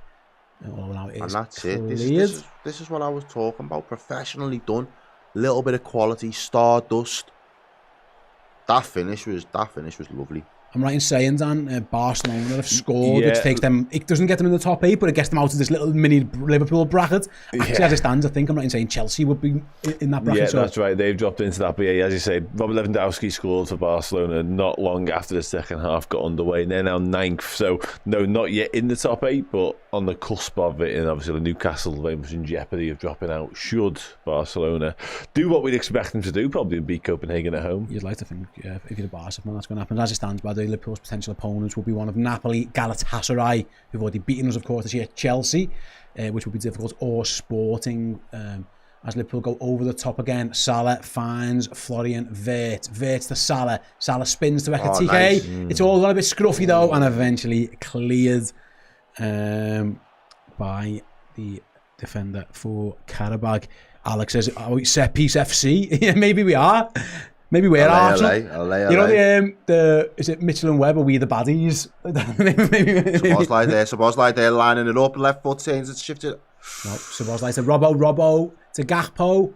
Gakpo thinks it. Does he know? He hasn't played. He's looking for a bit of an angle. Finds McAllister. Oh, it was so unlucky. You know what though? It was a bit. Liverpool are trying stuff now. They're experimenting. It was a little bit casual by McAllister on the 1-2.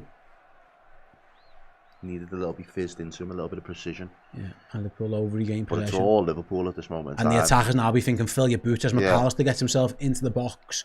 There's goals to be had. There's Robertson crosses. Can Salah get there? He does! His volley goes back to Robertson.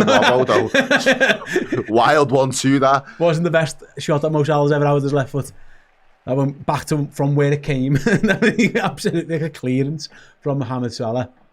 And Qarabag. How do you give it away though? They can't get out. They can't get out at this moment, Steve. Ekatike, Salah. Ekatike, he'll be desperate for his goal. Oh, he's doesn't get there. Salah still bouncing around. Where is it? Oh, it's cleared. Yeah, and Qarabag are at to. They're all over the place. Yeah, they are. They're scrambling now. And Liverpool's strikers and Liverpool's look like they've been put in a blender, mate. Yeah, Liverpool's forwards smell blood. There they come again. Crossed by Robertson again. Ekatike. That's as bad as Salah's shot, that header. And Ekatike's header goes. He's laughing at it. At 0-0, you'll be fuming at him. At 3-0, you can kind of left it. It's a poor technique actually on the header from. He should do better, really, Errol. It almost surprises him. To be fair, he is stretching back a little bit. That's poor. Eli. But yeah, after we can sit and we can laugh that one off. Oh, I love a Champions League night. It's all smiles. All good so far for Liverpool. Potential banana skin proving to be anything but so far for the men in red. The one blight, of course, is that injury. Excuse me to Jeremy Frimpong. Yeah. Besides that, it's been a pretty good night for Arne Slot and his men.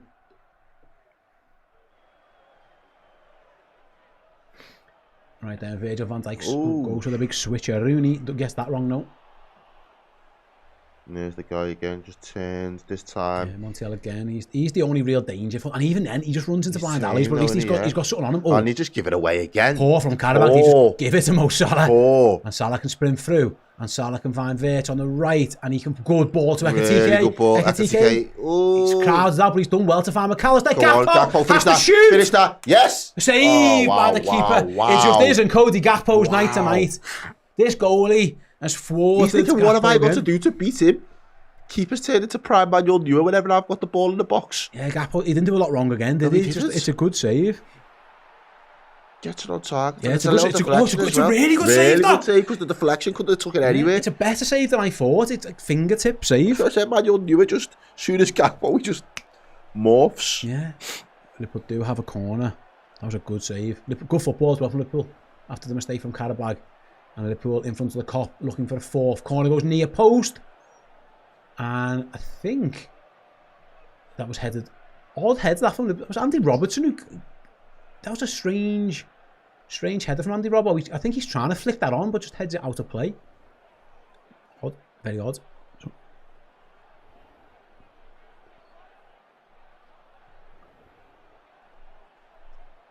Right then, Qarabag again continues to help from the back. Endo takes it off them. Yeah, well done, Endo, lad. Stepped right in. Endo on the press on Liverpool with Salah. Yeah, he's runs into trouble. Yeah, ran himself into trouble a little bit there, Mohamed Salah. Qarabag, good ball out to be fair. They've done really well. Liverpool need to mark their men, and Szoboszlai chases back. Here's Montiel, shift over to the right this time. What's he going to do? He's going to give it away, is what he's going to do. And Virgil van Dijk can clear. Can Ekitike get on the end of that one? He should do. He's done well. Oh, he's done really well. He's done really well. 1-on-1 with the keeper. My striking in the dog. Absolutely brilliant from Hugo Ekitike. 1-on-1. He just doesn't miss. Too easy though. He is a brilliant 1-on-1 striker. The touch past the defender. Two of them. Takes them out the game and goes through that keeper. He saved everything apart from Cody Gakpo. He couldn't save that one from Ekitike. That's a good goal from Ekitike. He's excellent in those situations. And wrap him up, get him in cotton wool, put him back on the bench now. Thank you. Take a bow. Your night, his work is done. Ekitike. Hugo takes a bow. Look at this though. One ball, that's all it takes. Touch lucky. There's the first defender. Gone out the game. Bink. Next touch. You're out the game. Ta-da. Keeper. Bink. Underneath him. See you later. Boom, boom, boom, boom. That is a fabulous goal from Hugo Ekitike. Gets a little bit of good fortune there, but from there, mate, that's unbelievable. That's all him. Brilliant. And the finish is excellent. Never doubted him for a second. No, as soon as he's going clean through, mate, you just know he's hitting the back of the net. He's shown that time and time again, hasn't he, that he's really good in those excellent one-on-one positions. He takes a bow in front of the cop, and if Arne Slot now, if he wants to look after some players, he really should. First time I've seen Slot smiling for a minute, man. Fair play. Liverpool saving the best for the Champions League this season. 2 assists from Virgil. Does that count as an assist? It must do, mustn't it? It should do, mate. Virgil van Dijk with a long... I mean, I'll give him the benefits. That was a long clearance / pass, but... You know what, I was on the radio before and I said 4-0. I might have shot me low early there. Liverpool might go... It might be 7 or something. They said Liverpool carry on at this rate. Who knew all we needed was to add more midfielders in the mix? If in doubt, just play all the midfielders. Play them all.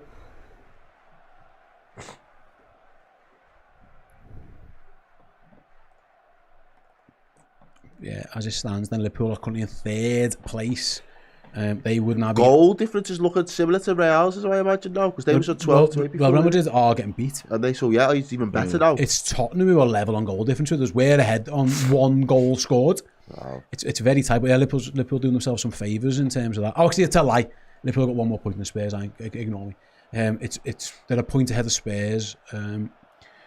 So Liverpool come in 3rd place, and as it stands, then that would mean they will be playing one of Olympiacos, Napoli, Chelsea, or Sporting Lisbon in the next round. Don't mind that. It'd be tough, but it should be tough in the Champions League, shouldn't it? When you get to the last 16, there should be no gimmies. Oh, he's just drifted past Endo, and again he just... Van Dijk does well there. Really well. And Salah does well on the Liverpool. We're smelling blood on the counter. Go for it. Van Dijk on the counter. Finds Robertson. He's got Salah, Ekitike and Vert. Literally making up all the ground. Florian Vert. Van Dijk's shot by Vert. Oh, that was it. Virgil started that counter attack off. But Vert's shot is deflected behind. It's a good pass actually from Van Dijk to Wirtz. Could he have done anything else? Let's see. He has Gakpo striding through the middle, but no, actually, there weren't actually a lot of passes on. And now you can hear Anfield. Bit of a lay. Yeah. Took a deflection now. He did, yeah. It's another corner. This one's going to be the outswinger. Liverpool have had a few in-swingers. This one's going to be the outswinger. Van Dijk and Ekitike, penalty spot, hoping to lose their markers. And Szoboszlai then outswinger. In it comes. It's headed down by Liverpool's head. Headed Blocked into the bodies. again. And those touches good though, allows us to just recycle it very Sobo quick. can put it back in. Put it back in. Does that. It's a good ball. Oh, come on. Gakpo! Oh, Cody! I told you. I think he was offside anyway. Or was he? Okay, I'll allow him because, yeah, he was. I'll allow him. I'll save that thought. That intrusive thought can remain. Shite even Was he offside? Cody's not offside. It's tight if he was. I'm going to say it. He's been fucking wasteful, mate. What I would say, right, to be fair, this number 2, watch the lad in front of him, jumps right in front of him. But it goes high and wide and handsome for Cody Gakpo. Oh, Liverpool won it back again. Jeez. Enzo. Salah. He's done that a few times. Oh, lovely. Oh. First time past the Salah, defended well. Liverpool got it again. Lovely. Dummy, Ekitike. McAllister. Goal! Alexis McAllister And he takes takes his a foul as well. Mate, where's this been? I missed this energy. Liverpool get a bit of good fortune. It bounces around, it takes a couple of bobbles. It starts with Endo winning the ball back yet again. And then it just, I think in the end, the goalkeeper kind of bundles it into McAllister. And Alexis McAllister scores twice from a combined 8 inches of goal. Let's have a look again. So yeah, Liverpool recycle it. Wirtz wins it. It's Szoboszlai. Who's that? What are we checking? Oh no, he's fine. Ekitike, and then yeah, it's a bit of good fortune. The keeper's just in no man's land, and he's just stranded, and he's just beaten by the pace of the ball. Just takes it past him. It's his own defender that gives. It's the defender that plays into the path of McAllister. Actually, he does well, McAllister. I think he goes round the goalie. To be fair, He does. He doesn't. The goalie doesn't get a touch. Yeah, he does a little fake dummy as if he's going to hit it, and the keeper's just saucy. Mate, this is great. This is an absolute ball of a game because the Reds are comfortable, and if the manager, I mean, if he was talking the other day about tired legs, he's got carte blanche to do what he wants now. I mean, they'll all want to stay on, they'll all want to go. They all fancy it, don't they now? I think I'll be getting Ekitike off this pitch as soon as possible. Yeah, first and foremost. He's number one. He is. I mean, you'd consider Van Dijk if you wanted to. Wrap your only fit centre-back, available centre-back into Cottonwood if you wanted to. Big facts. Endo can go to centre-back, couldn't he, if you could get... Put someone right back. It's a boss life, he needed to, just to see the game out. Yeah, I think if the manager wants to do that, he'd be wise. Yeah, someone has to get the assist. That one, there won't be an assist. It was the defender who plays it into the path of Alexis, so no assist for that one. That's Ryan Gravenberch then has the ball on the halfway line, and he goes to Endo. Chelsea just all changed, by the way. Yeah. Right, go on, Dan. Tell us where we're up to. Chelsea have equalised, which has bumped them out with that little threshold of us. Let's just see how. Sorry, we're going to have to come back to you because Ekitike's in the box. Go on, Liverpool are going to get a corner. Go on, quickly. Why? Payjack on the boards. What are we doing? Errol sound like wipe his nose and Payjack's doing a close up. Go on. After Barcelona have taken the lead as well, which puts them back into the side. Real Madrid, can I just say, Real Madrid are living really dangerously. 3-1 behind, currently sat in 7th, but there's about 4 or 5 teams just outside who could easily knock them out at any given moment. 3-1, they're getting beat by Benfica. Barca have gone potential. The Liverpool opponents, they're 2 places behind. This league phase is very, very tight. As it stands, it would be Galatasaray, Bruges, Inter or Juventus. It's all change. As Liverpool's corner comes in, it finds Van Dijk over the bar. Oh, he nearly put it in the roof of the net as well. With his right foot, he couldn't believe it. He says, wow, he thinks he should have scored. I mean, Liverpool have had about 17 different potential opponents throughout the course of this stream. As it stands, Galatasaray are 19th, Bruges are 20th, Inter Milan are 13th, Juventus are 14th. So Liverpool would have a potentially 50-50 chance maybe of going to Italy. Turkey and Belgium also on the horizon, but again, goals around It could be anything. Liverpool are going to bring 2 subs on. It's going to be Trey and it's going to be Rio. I said that. Just wrap it up. I said that at 2-0. Just get them on at 3-0 and we're good. But Liverpool are cruising and are going to allow these 2 young players to just come in. Champions League game. You think it's got to be Hugo, surely? Yeah. One of them. Cut your teeth. I mean, he could take Van Dijk off for Trey and then throw Sobbo to right back. Yeah. That would, and then move over Endo. He could potentially do that. If I'm the manager, I'm absolutely getting Van Dijk off this pitch. Where is Virgil now? So as it stands, Sobbo's gone to centre half.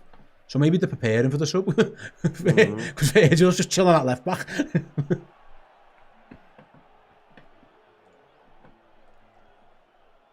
Yeah, I think young Nallo's on the bench, is he? Yeah. If they want to make, I mean, that poor kid, maybe get him on. I hope he doesn't get sent off. But yeah, it's going to be Rio and Trey for now. I'd like Morrison to get a game, actually. Maybe he can get a senior goal. That'd be nice for him. As Gravenberg goes for the big switch, looking for Robertson. What a ball. Really good. Robbo controls it with his head and crosses first time. Defender doesn't get there. TK. Oh, defender recovers.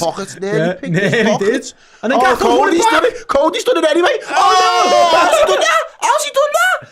And it's a scramble, and TK just misses. He had a nightmare. Qarabag are all over the place.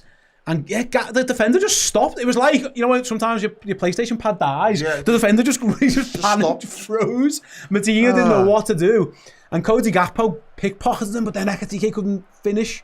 Look at this. He just doesn't do anything. It's bizarre. It's like clear your lines, lad. Oh, and TK just can't quite bundle it home. Yeah, Cody's fuming, you know. Yeah, Cody is fuming. He wants his goal, does Cody Gakpo. Right then, it's going to be Hugo TK off first. I think that's a good sub. Gakpo can go centre forward for a bit. I'm there. It's okay, yeah. Okay. Okay, rest of the... Hugo doesn't look too happy, though. Yeah, get off, lad. But lad, I'm not. Sorry, bro. I love you, and you're that guy. But, bro, I need you in the long game. I'm going to show you right now on my face how gutted I am. How bothered I am that you're bothered. Watch this. Watch this. Here's how bothered I am. Get off the pitch. Sit down. Save yourself for the weekend, please, son. Save again. Get to Newcastle. Save yourself for the Geordies, please, Mr. Ekatike. Qarabag making a couple of changes as well. Is our man with the upside down name coming on yet? Don't think he is. Shame.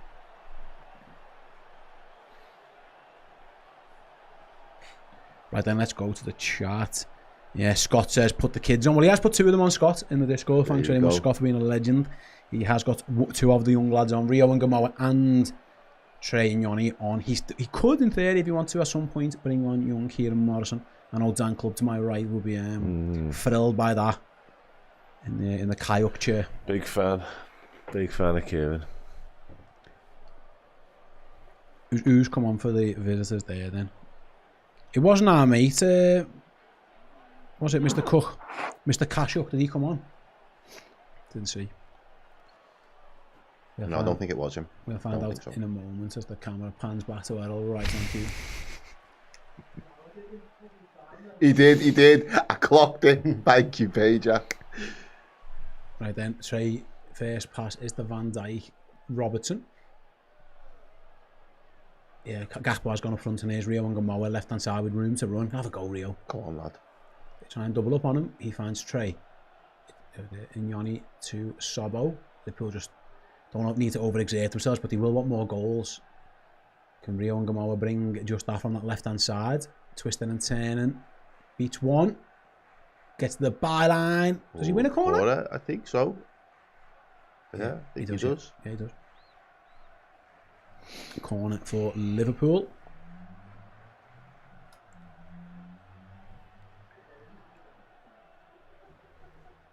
And here's Szoboszlai. Short corner. Gonna whip it in, is he? Yeah, dinks it in. Headed clear. Trey does well, then mops it up and finds Robbo. He throws it back into the box. It's cleared again. And Liverpool should pick that up again. Endo, yeah. Endo's been good, hasn't he? He's been really good. I've been really impressed by Endo right back. He's done a job there. Szoboszlai from miles out forward about the shot. Changed his mind, which I don't blame him. And then Robertson, McAllister, and Gamoa. McAllister on a hat-trick, McAllister. He is, yeah. And Gamoa twisting and turning. Doesn't know where he's going. I don't think the defender does either. Now he plays a good ball. That's a actually, really good ball. Good ball into a centre forward, Gakpo. Yeah, he kind of sells him short though, but we still keep hold of it. Gakpo now going to twist and turn, plays in Rio. Straight. To Szoboszlai, go on. Have a look. No, okay, little flick inside.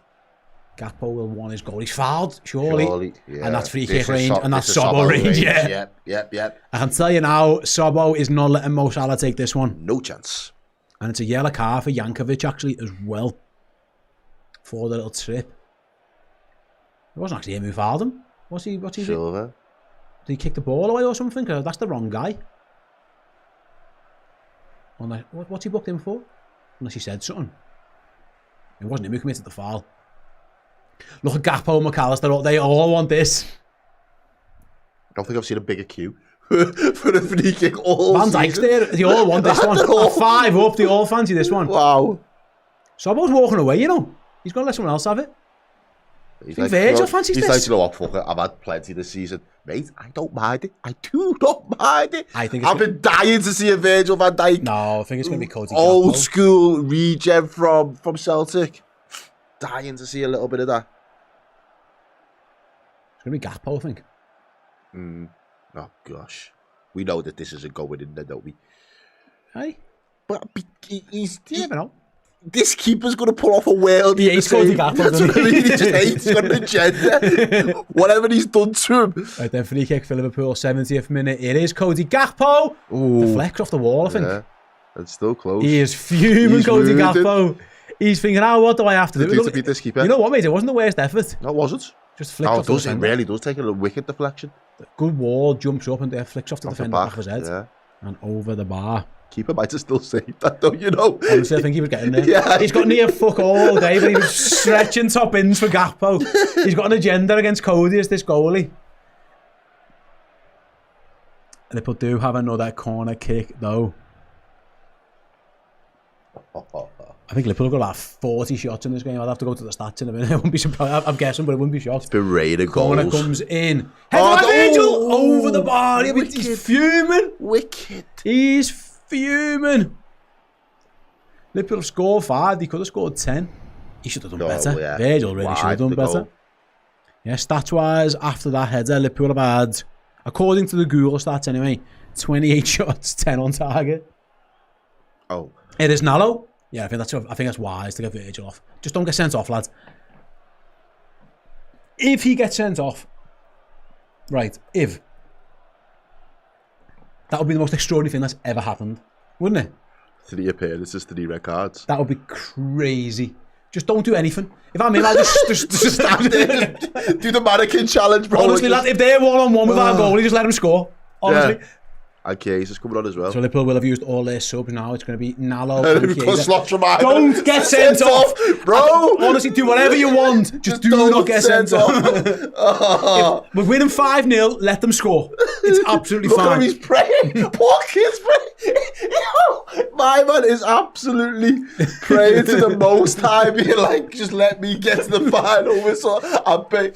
He's having an attack all day. Do not at any point let them have a 1-on-1 with me, because honestly, I keep getting sent off when I play. Just let them score, lads. Honestly, mate, I'm out. Let them score. Just stand back. Just go, honestly, it sounds absolutely fine. Wave them through like Sadio Mane. Put them up front. Put them up front. Oh, it's our ass. Days. Anyway, for now, here's Rio and Gamoa, left-hand side. Cutting inside. Plays it to McAllister on Atty. No, chooses to find Szoboszlai. Out to Robertson. Plenty of men in the box. Corner for Liverpool. Corner. Get Nallo on now. Go on, get him on. Let him score a goal. That'll be the ultimate redemption arc. Here we go. He is as well. It's Gakpo for Chiesa. Cody will be furious. Absolutely furious. Cody needs to swap his shirts with the keeper at the end of this match, because he scores that goal and go, what the fuck is your goal? Yeah, what is your beef, lad? Against everyone else, you've been crap, and against me, you've been prime Courtois. Oh, it's Szoboszlai going off. Maybe. Enzo into midfield, Nallo into right back. Yeah. Maybe. Or Gravenberch is the other option, obviously. Yeah, just throw Grav can go forward and Nallo can go centre back, I suppose. Verge, have a word with them. Just don't care. I think Szoboszlai, he's another one who you think needs the rest. I'd have been worried about Virgil being the only centre half, like, but DN says, lad, this is the best laugh we've had for weeks. It's nice when no, Liverpool come through, it really is. Come on, like Amaro, big lad. facts. Liverpool about to take this corner now. Then who is it? Oh, is it Robbo? Is that Robbo? Yeah. Andy Robertson. Outswinger comes in. Van Dijk gets his head again. That's better. Oh, straight at the goalie this time. Keeper, yeah. I think this goalie just hates the Dutch. He's been beaten by an Argentinian, a German, and an Egyptian, and a Frenchman, but he's been like a... Draws a line. He draws a line of the Dutch. The Dutch can get fucked. That's what he's saying. Saves everything from them. Everything else, like he's like a bystander. Second, he sees a Dutchman, he's like fucking courtois. Here's Gambek, here's another Dutchman rolling through. Oh, Keito! Deflected corner again. Trey said you could have laid me in there, lad, and Freddy was like, it's 5-0, lads, shut your fucking face. Oh, yeah, he was.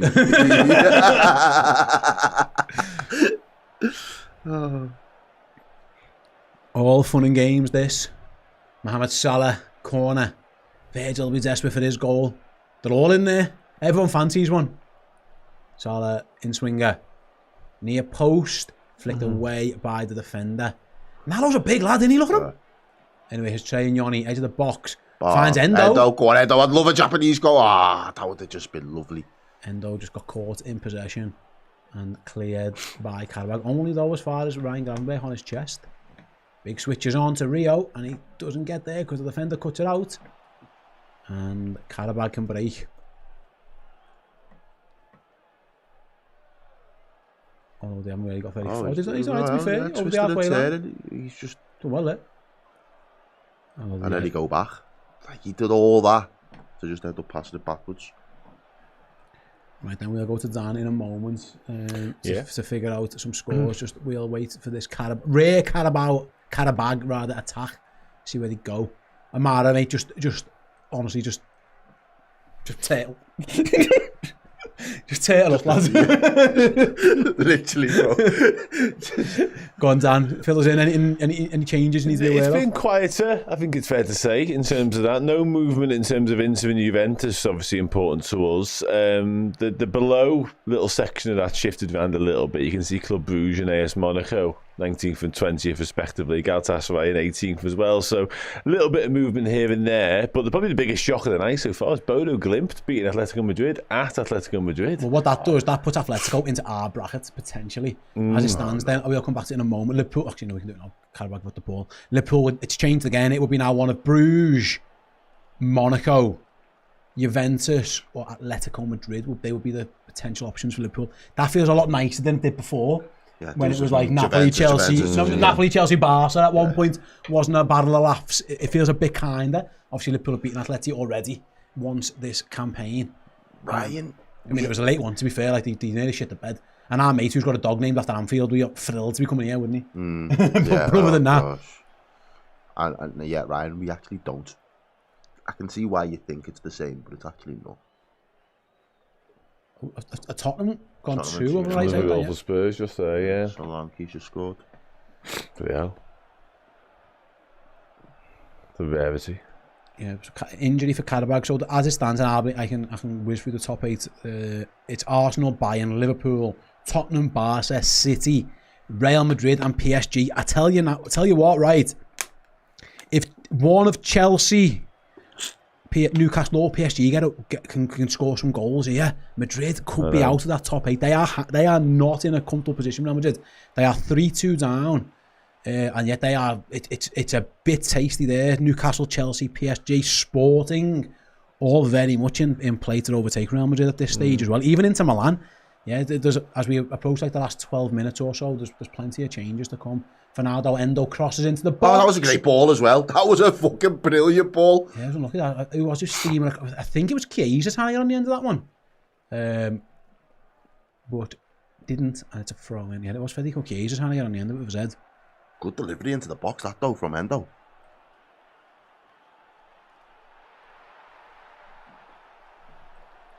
So only really had that one moment where he was skipped past where I thought, ooh.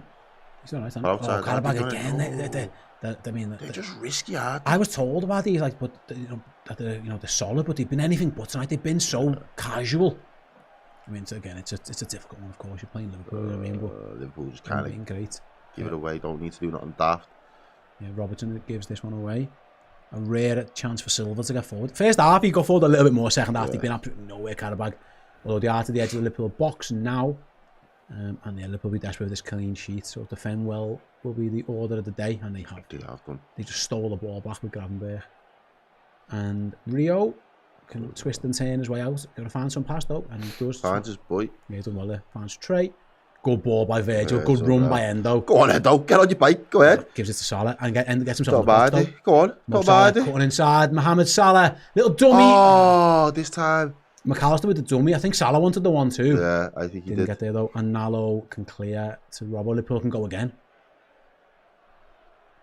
This time it's Chiesa who's drifted over to the left hand side. Meg's one, but is cleaned up by the second. And in fact, give it to foul.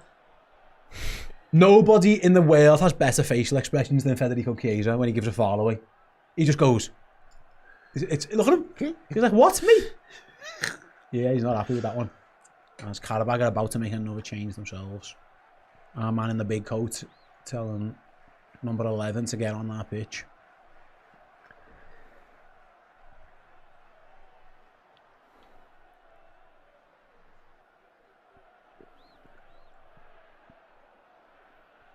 It's a long goal away from Azerbaijan. For those fans, as Adai comes on for Zabia, the captain.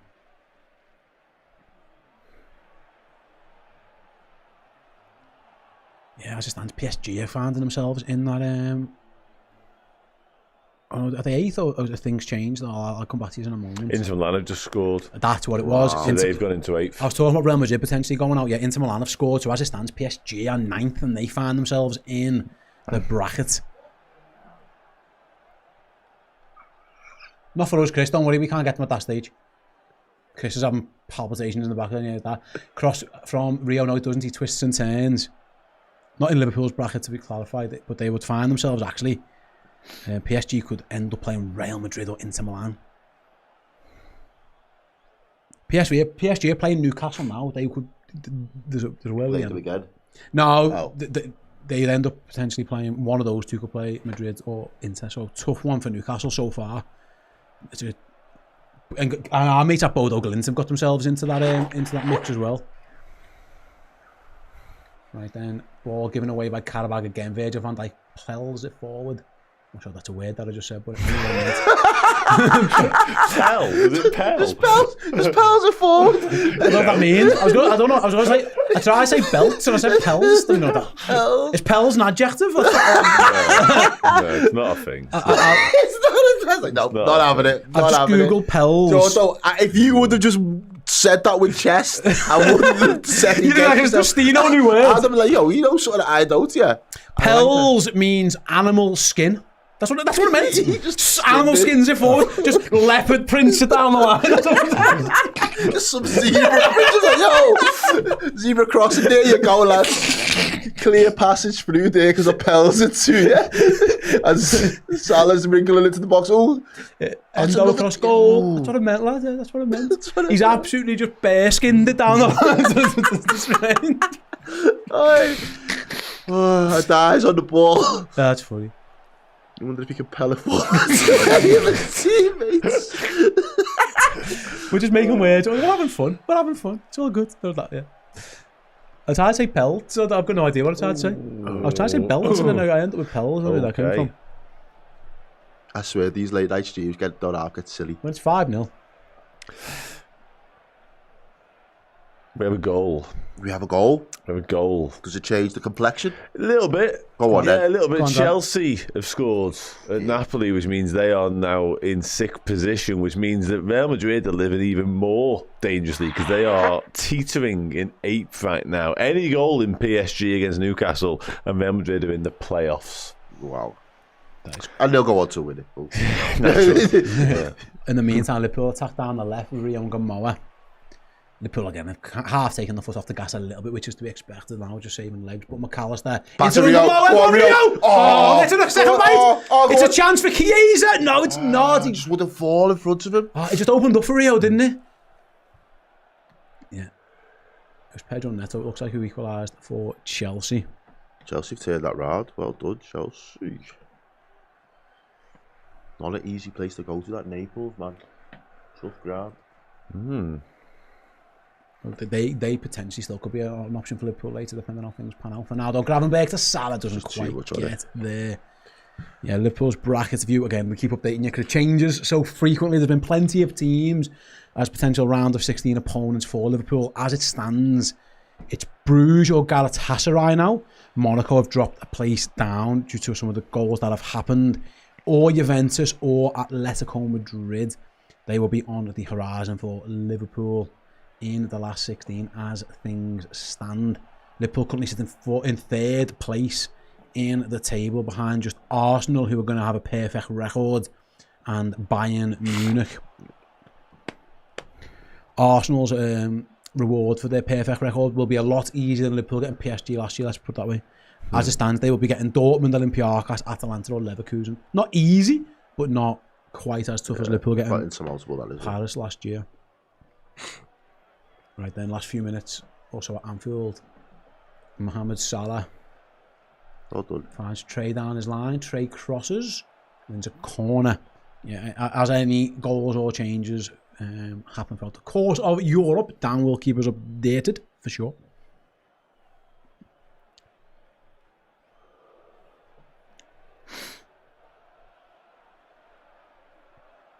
Corner to the Virgil wants his goal. Yeah.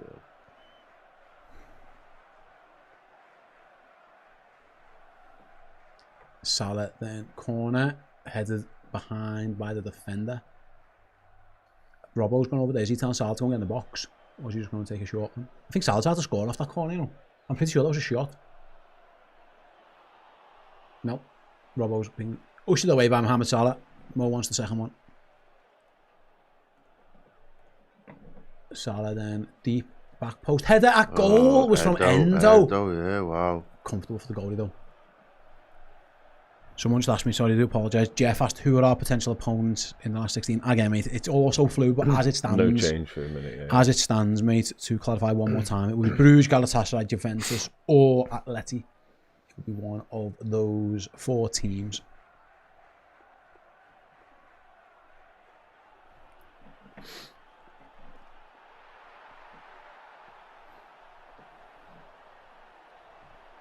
Benfica must be furious. Benfica have beaten Real Madrid and still not even in the playoffs. They need They need something else to go. They'd have been thinking Bobo Glint surely are going to drop points, but they're winning as well. Qarabag, even though they're getting B5, are still going to be in the next round. Really? You've got a knockout to play for. As it stands, mate, they're fine. Barcelona cruising now. Having been 1-0 down, they're 4-1 up. So they're out the mix for a potential last 16 tie for the Reds. As Mohamed Salah cuts inside, dinks it into the box. What a ball! Oh, McAllister will never get a better chance for a Liverpool hat-trick. He will never get a better chance for a Liverpool hat-trick with Alexis McAllister. Everyone's all smiles, except for Alexis. He knows as well. It was on a plate. What a pass from Mohamed Salah. Runs inside, dinks it. Look at this, he just air kicks it. He's 6 yards out in front of the goal. What a ball. And Alexis just misses it. Oh, we'll be devastated. I'm devastated for him. It doesn't mean nothing in terms of result, but there was a European Champions League hat-trick on a plate for Alexis McAllister, and he fluffs his lines. Would it have been a perfect hat-trick as well? Head, left, right. I can't remember. I scored the second. It probably would have been. Yeah, probably. Right. You're right. That was a right-footed volley you tried there. Yeah, it was. Yeah, that'd have been a perfect hat-trick. Nearly in the a Champions chance League. for a Champions League perfect hat-trick. I'm on the bottom. I never said pelling. It wasn't an ing. It wasn't a doing word. It was a verb, I think. Oh, that's brilliant. Thanks, Chris. I don't even know. Much appreciated. But yeah, the only hat-trick I'd have seen closer to goal would have been their couch. Yeah, literally, yeah. If Liverpool go long again, this time the goalie does claim it. I think McAllister just took his eye off it a little bit. He had a chance, like Dan says, that even clocked that. It would have been a perfect hat-trick, left foot, right foot header. Liverpool have won it back. Oh no! Oh, come on, ref. Maybe the ref just felt sorry for them as Rio is alleged to have committed the foul. Look at the size of him. He's a kid. He's a baby. Oh.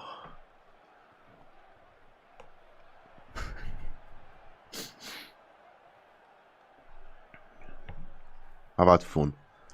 I have had fun. Yeah, like an 89th minute. I can't imagine them. So Oh, we that's get nice, funner that. from here. Go on. Go on. It's Virgil van Dijk in their box to Chiesa. A goal for Liverpool. Virgil van Dijk has got 3 assists in the game. Massive assist. That was Virgil van Dijk running through the middle of the pitch into their box and laying on Federico Chiesa. How's he done? I don't know. It's This is 6. mad. It's 6 though.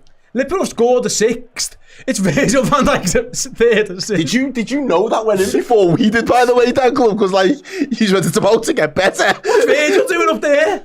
He wins the ball, just carries on going. Carries on. Are we all checked the offsides? Is everyone fine? He's Yeah. fine there. Oh, he's going to be tight. I think he is. I think Feddy, you might be VAR'd. No, I think he is. I think he's onside. I hope so. It's a great finish from Federico Chiesa. We're going to have to get the lines out, as we said. Is it maybe at 6? It's worth the lines. Yeah. Yeah. Mm-hmm. I mean, no, it'd never be worth the lines for me personally. It's not my bag, but yeah. I meant there's VAR lines. Oh yeah, VAR lines. Yeah. It's Qarabag. Carry it. Oh, they're going to rule this out, aren't they? I hope they don't. Just let him have the goal. We like the song. Yay! Goal given! Na na na na na na na na na. No. Gives Anfield a chance to sing the Chiesa song. Virgil with a hat-trick of assists. That one, fair play to him playing. He could have scored. Yeah. He could have took a chance. He bombed forward, fancied the assist. Liverpool get number 6. He just pells it right into his path, didn't he? Just.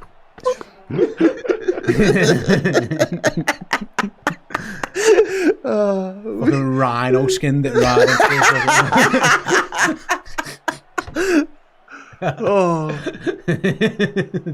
Remember when streams used to be like this? When we were good, yeah. When we was good, they used to be like this. Honestly, people come back. Nalo, the lads run at you. Don't foul him. Oh no, he's fouled. Oh no, he didn't. It's fine. It's fine. Let him go past you. It's fine. Chance for Qarabag. This lad's running all the way down for the pitch. My heart was in my mouth for poor Nalo. I know. I saw him going shin high and I thought he's going to get sent.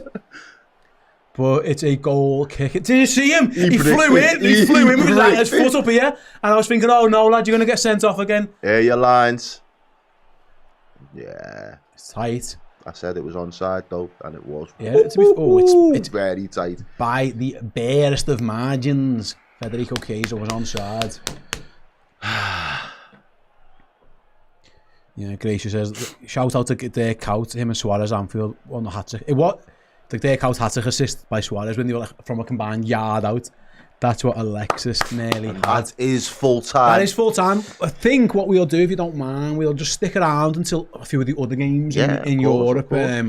We'll do that. We'll stick around until a few of the other games in Europe finish, just so we can definitively tell you who has qualified, who Liverpool's potential opponents are, etc. In the meantime, let me tell you what's going to happen on the YouTube channel, on our free content. Keep an eye out. There will be reaction videos from a few members of the team. I think myself included. I think I'm on that duty today. And then Errol and I will be over on Redmen Plus a little bit later on with the player rankings show. A bit later on, if you head over to our social accounts, you can vote on all the players and rank their performances in the 6-0. I imagine there'll be many more bosses than there were your Messens at the weekend. That is for sure. But yeah, Liverpool, 6 times champions of Europe, end the league phase as 6-0 winners. So yeah, we'll just stick around for a little bit and keep an eye on some of the other scores that continue to happen around Europe, because there are chances from big teams potentially getting knocked out if things go a little bit differently over the next couple of moments. But Errol, that was, I mean, a professional, comfortable performance for the Reds. A few lads get on the score sheet. Jobs are good in there. Absolutely, and that's what we wanted from Liverpool today. Just go out there, put a professional performance in, show us how much you want it. And I think one of the things we said, even though, you know, we noticed how many, you know, players that weren't necessarily in there as substitutes for us in terms of the squad depth, we said there was goals in that team, and that's exactly what they delivered for us today. Goals from set pieces, goals from open play, goals from individual brilliance, some good team goals. There was a little bit of everything there, but that should do so much wonders for the confidence of this collective group at this moment in time, and a really crucial point in our season as well, because we've all kind of earmarked that the Champions League is going to be what really matters for these lads this season. It's what they're going to be judged on. It's what they've got ambitions of being able to go into the latter stages and go on to win. So it was absolutely vital that we did it in a convincing manner today, stumbling over the line and finishing in 8th and being unconvincing. Again, there would have still been murmurs and ums and ahs around the the credentials, but Liverpool played big boy footy tonight, and that just went to show the levels and the difference between the two. Absolutely, just looking at it, Marseille just scored. I was down the very, very bottom right. Marseille are currently in 24th place on -3 goals. They are currently above both Paphos and Benfica. If Paphos or Benfica, I mean, it'd be an amazing story if Paphos can get another goal. They're winning 4-1 against Prague at home. If they can find another goal from somewhere in the next few moments, Paphos could find themselves in the lead. As it stands, though, Atletico and Sporting, and there's a big chance here on the break for Sporting against Bilbao. That could have changed things for Liverpool in terms of their potential future opponents as well, because Sporting have just scored. Is that right? Yeah, and that could change things in terms of the league phase for Liverpool. So we'll keep an eye on that. I think that takes them up to 12th now, out of Liverpool's range, I think I'm saying. So we had some late goals around Europe as Sporting are 3-2 up in Bilbao. Yeah, that shifts them. I think that shifts them actually into the top 8. Dan, am I right in saying that? Yeah, I'm just trying to check them. Yeah, they've gone into 7th. And who's been knocked down They've gone into 7th place. Real Madrid have gone to 9th. Oh, yeah, that's a big. It was coming. They've been dicing with death all night long, getting beat, and there was always a gaggle of 3 or 4 teams. Just a goal would have changed everything, and it's just happened. Great use of gaggle by the club there, and Real Madrid. Not used Appel before, by the way. Nothing, yeah. Well, at least it's a real word, yours. Real Madrid find themselves in 9th place, and they, in theory, could play Manchester City again. Wow. Because City are currently 8th. Though, if that all pans out how it could for now, though, Juventus are still a potential option, I think, for Liverpool. So are Atletico Madrid, Bruges, and Galatasaray. Real Madrid, by the way, on the attack. We're watching the goals. So there's plenty of time left in this game, by the way. So loads to get around for now. Bobo Glimt are in as well. I like this. It's all good. All good. I'm enjoying the goal show. Juventus game is just finished. There will still be moving parts around that, but they are done. So they can't impact anything themselves anymore anyway. Right then, yeah. So we're just going to hang on and wait and see. Watch how it all unfolds. Watch where the chips land. Come on. We will know by the end of this stream. It'll be one of 4 teams who Liverpool could face in the last 16. So for those who, I'm sure you're all aware, those teams, there'll be a mini draw. They'll play each other. One of the winners will then face Liverpool. As Chelsea's game has finished as well. Chelsea are 3-2 winners in Naples. Didn't realise they scored that 3rd goal. So yeah.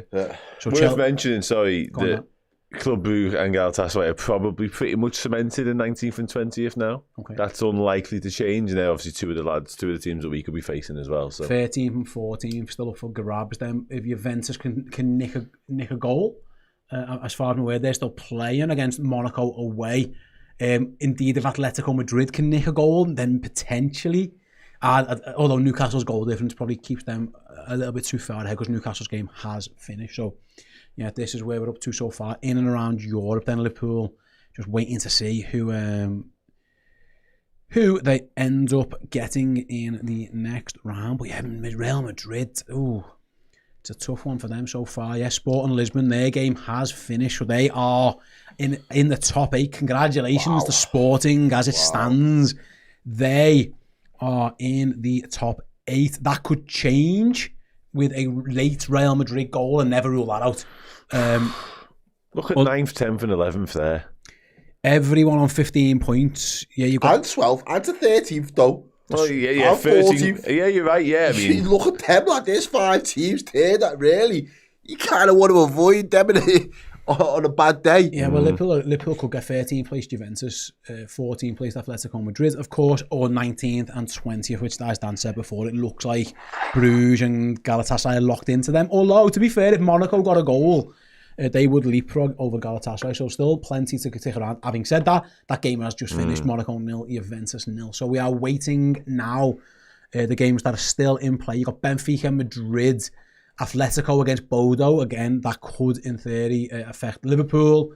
And Ajax Olympiacos potentially could as well if Olympiacos concede. And so there's a few things still in play for Liverpool. So it's very exciting, this. Very, very exciting. Do we still have a Dan is man like, of the match? yeah, someone says, Dan is like the Rain Man. You know that meme of the Rain Man trying to keep Look at all happening over this Yeah, side. in the meantime then, while we're waiting for all this to pan out, shall we, Chris? Shall we name our Oosh player of the match? Shall we give it a go? Let's do it. Go on, let's...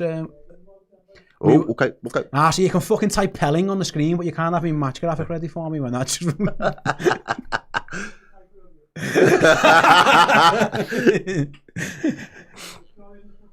Nice one, mate. All right, don't worry about it. We'll just talk about it. Right then, who is our Oosh player of the match? I mean... A few candidates, like... All of them. Yeah, they was all absolutely brilliant. I feel like Maka for the 2 goals. Yeah, is probably up there. Van Dijk, 3 assists and a clean sheet. Yeah, he'll fancy his chances as well. Florian Wirtz, he could have been in the mix as well. Endo? Yeah. I like Endo. I like that. I don't mind giving it to Endo. Because there's go- goals everywhere. Go on, have you got a 2 pence? Alexis McAllister. Okay. Endo is the Oosh man of the match. We're giving it to Endo because why not? Endo comes on at right back like an absolute warrior. Fuck the 2 goals. minutes Like, in. yeah, clean sheet. The goals were, parliamentary, man. They was there for everybody, but Endo had to do what Endo had to do, and he did it stellar. So sorry, Alexis. If you got the hat-trick, I'd have had no choice. It's your own fault for fluffing your lines. So we're going to go for some reason in a 6-0 win. None of the lads who scored or assist get man of the match. It's the 7th choice right back. You had to make like 3 tackles. Them's the breaks. Yeah, Endo, he is your man last night. I'm just watching here then. Real Madrid on a final little attack then. This is the last game. Last in play. chance in play. Yeah, this is last chance. And there's a free kick as well. Oh, everyone's piling into the box. And for there's about 30 seconds left on the clock. You know what's mad? Benfica, even with this result, are out. They need to score as well. Again? Yeah. Benfica need another goal. On goal difference, so they need to attack from this corner. I'm sure their bench knows right now. So what Madrid are trying to score to get back into the top 8, but Benfica are also trying to score at the other end to get into the top 24 as it stands. So yeah, very, very interesting here in Portugal as it stands. Both sets of players and fans really are going to be a little bit gutted with this one. And yeah, as it stands for the main part is Real Madrid. Blow your whistle. Poor Benfica, they beat Real Madrid. It looked like and still end up out of the top 24. It's their own fault. In hindsight, they should have done better. But yeah, it's their own fault. But there you go. Why's he going? Why is he doing the goalie's time wasted? Does he not? Obviously, he doesn't know. What are you doing, lad? Wow. You need a goal. They're fuming thinking, what's everyone in the stands knows. Oh, mate. The goalie's time. What's happened here? Oh, mate. All right, there's a free. I think someone blocked. Oh, we blocked the goal. Yeah, Mbappe took off. No, it wasn't. Took off the goalie. You can't do that. That goalie had no idea that he's getting knocked out. That's hilarious. For those not watching, the Benfica are winning, but they need another goal, and the goalie was time wasted, and all the people in the stands are like, "What the fuck are you doing?" Like, obviously the bench. Off. Oh, was that a pay for that? No. Rodrigo. Yeah, gone. Rodrigo's been sent off for something. This is a mad game. This. So he's going to miss. He's going to miss one of the playoff rounds. Games. Yeah. That's stupid. That goalie, man. I don't know all the people in the stands were, but they were furious. Obviously, the manager hasn't told them that they need another goal. Danny Ceballos there on the sidelines of them. So this is one of those games where this result does nothing for nobody. No. That's Madrid down to 9 men, I think, is it? Right then, come on, Benfica, get a goal. It'll be funny. No. He wants a free kick though. Yeah, they got one as well. They're going to get one. I think they know. I think that now they know. They fucking realise we need to get the ball in the box. Jose, man. Are we sending the goalie up? Well, why not? Well, doesn't need a goal. That's why not. Now the goalie knows, yeah.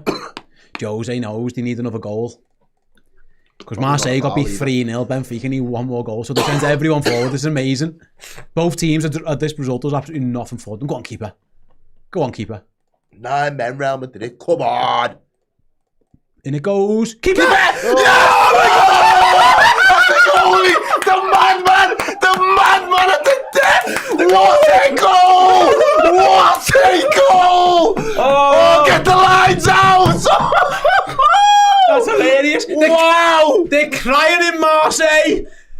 Jose. Celebrating The in special Benfica. one. The special The one. goal he scored. He didn't even, 30 seconds ago he was time wasting thinking he didn't need to score. Bro. They send him up.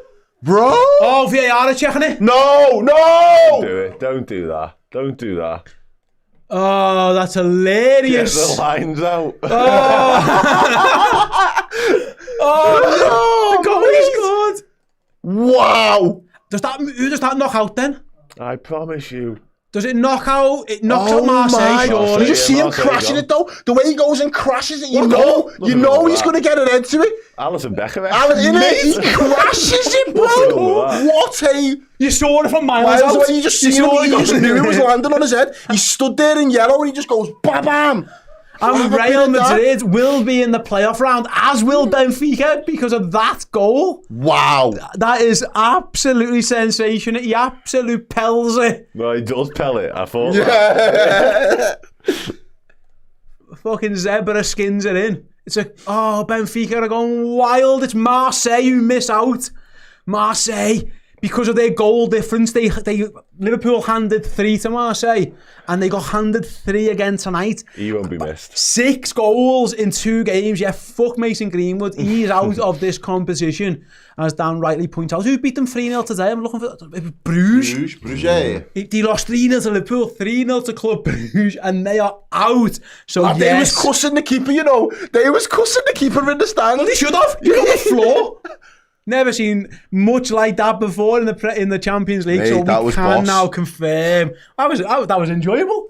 Celebrating. Unbelievable scenes. I'm glad we stayed live for that one. So I want to can clip now- with that. That needs to be. It's got nothing to do with our game, but that was brilliant. I can. It's the best goal reaction. And we stood up. Liverpool scored 6, and we were like, get in, and then the goalie scores for them. We're up. Right then, I can confirm then how the Champions League phase ends. It ends with a top 8 of Arsenal, Bayern, Liverpool in 3rd, Tottenham in 4th, Barcelona, Chelsea, Sporting, and Man City. Tottenham are like that polar bear. Like, what's man doing here? How the fuck Tottenham are there? I've got no idea. What that means then, I won't go through everything, but the likes of Real Madrid, Inter Milan, PSG, Juventus, Atletico Madrid, Borussia Dortmund, all end up in the playoff round. What it means for Liverpool, because that's what we're all interested in. Yes. Potential then teams who the Liverpool could play in the round of 16. And I will name them for you right now. It is the aforementioned Club Brugge. I mean, let me zoom that in for you, because there we go. You can see us right there. Liverpool will play one of Bruges, Galatasaray, Juventus, or Atletico Madrid. So how it works is either Bruges or Galatasaray will play one of Juventus or Atletico Madrid. So yeah, 20th and 14th, 19th, etc., etc. And then they'll do a draw to place which side of the draw you end up in, because Liverpool have actually been paired with Tottenham at this moment in time. So if Liverpool end up in the top of the draw, their potential opponents then after that would be one of Barcelona or Chelsea in a quarter-final, but we'll cross them bridges when we get to it. For now, we do know Liverpool are in the last 16 of the Champions League, and they will be facing one of Club Brugge, Galatasaray, Juventus or Atletico Madrid. Obviously, Liverpool have played 2 of those teams already this season. They've beaten one and they've been beaten by one. And then it would be Bruges or Juventus. So that is how it has finished for Liverpool. Who will be very, very happy, I think, with their overall Champions League campaign, finishing in 3rd place. Other potential interesting ties further down the line, Madrid and Man City could end up playing each other. Arsenal against Dortmund at some point, but we'll cross all those bridges when we get it. So there we go then. That is everything I think that you need to know. I know it can be a little bit complicated, but that was absolutely an extraordinary day for Liverpool, an extraordinary day for Benfica, so congratulations to them. Stick around on the YouTube, like I mentioned before. We will be doing our reactions to the game. We'll also be on the player ranking show shortly as well. That is over on Redmen Plus. Go and download the app. It is completely free. Go and download the Redmen Plus app. It is the best thing ever. We've done a new update today as well, adding new special features, including the picture-in-picture video player. You can scroll to the bottom of your screen. You can have the video in the bottom, and you can be doing whatever you need to be doing on your phone elsewhere while still watching or listening to us. There was an issue with the podcast feed. If you exit the podcast, when you go back to it now, it'll remember where you were up to. It'll be saved in the exact same position. You can even close the app down and listen to it. It's brilliant. It's free. Won't cost you a penny. Go and download it from your app stores indeed. Go and do it. Pelling fellas, says Shiro. Thank you very much. Can't put it any better than that. So from me, from Chris, from Errol, and from Dan, who can now go and give his brain a break. Thanks very much for joining us for the stream. See you next time.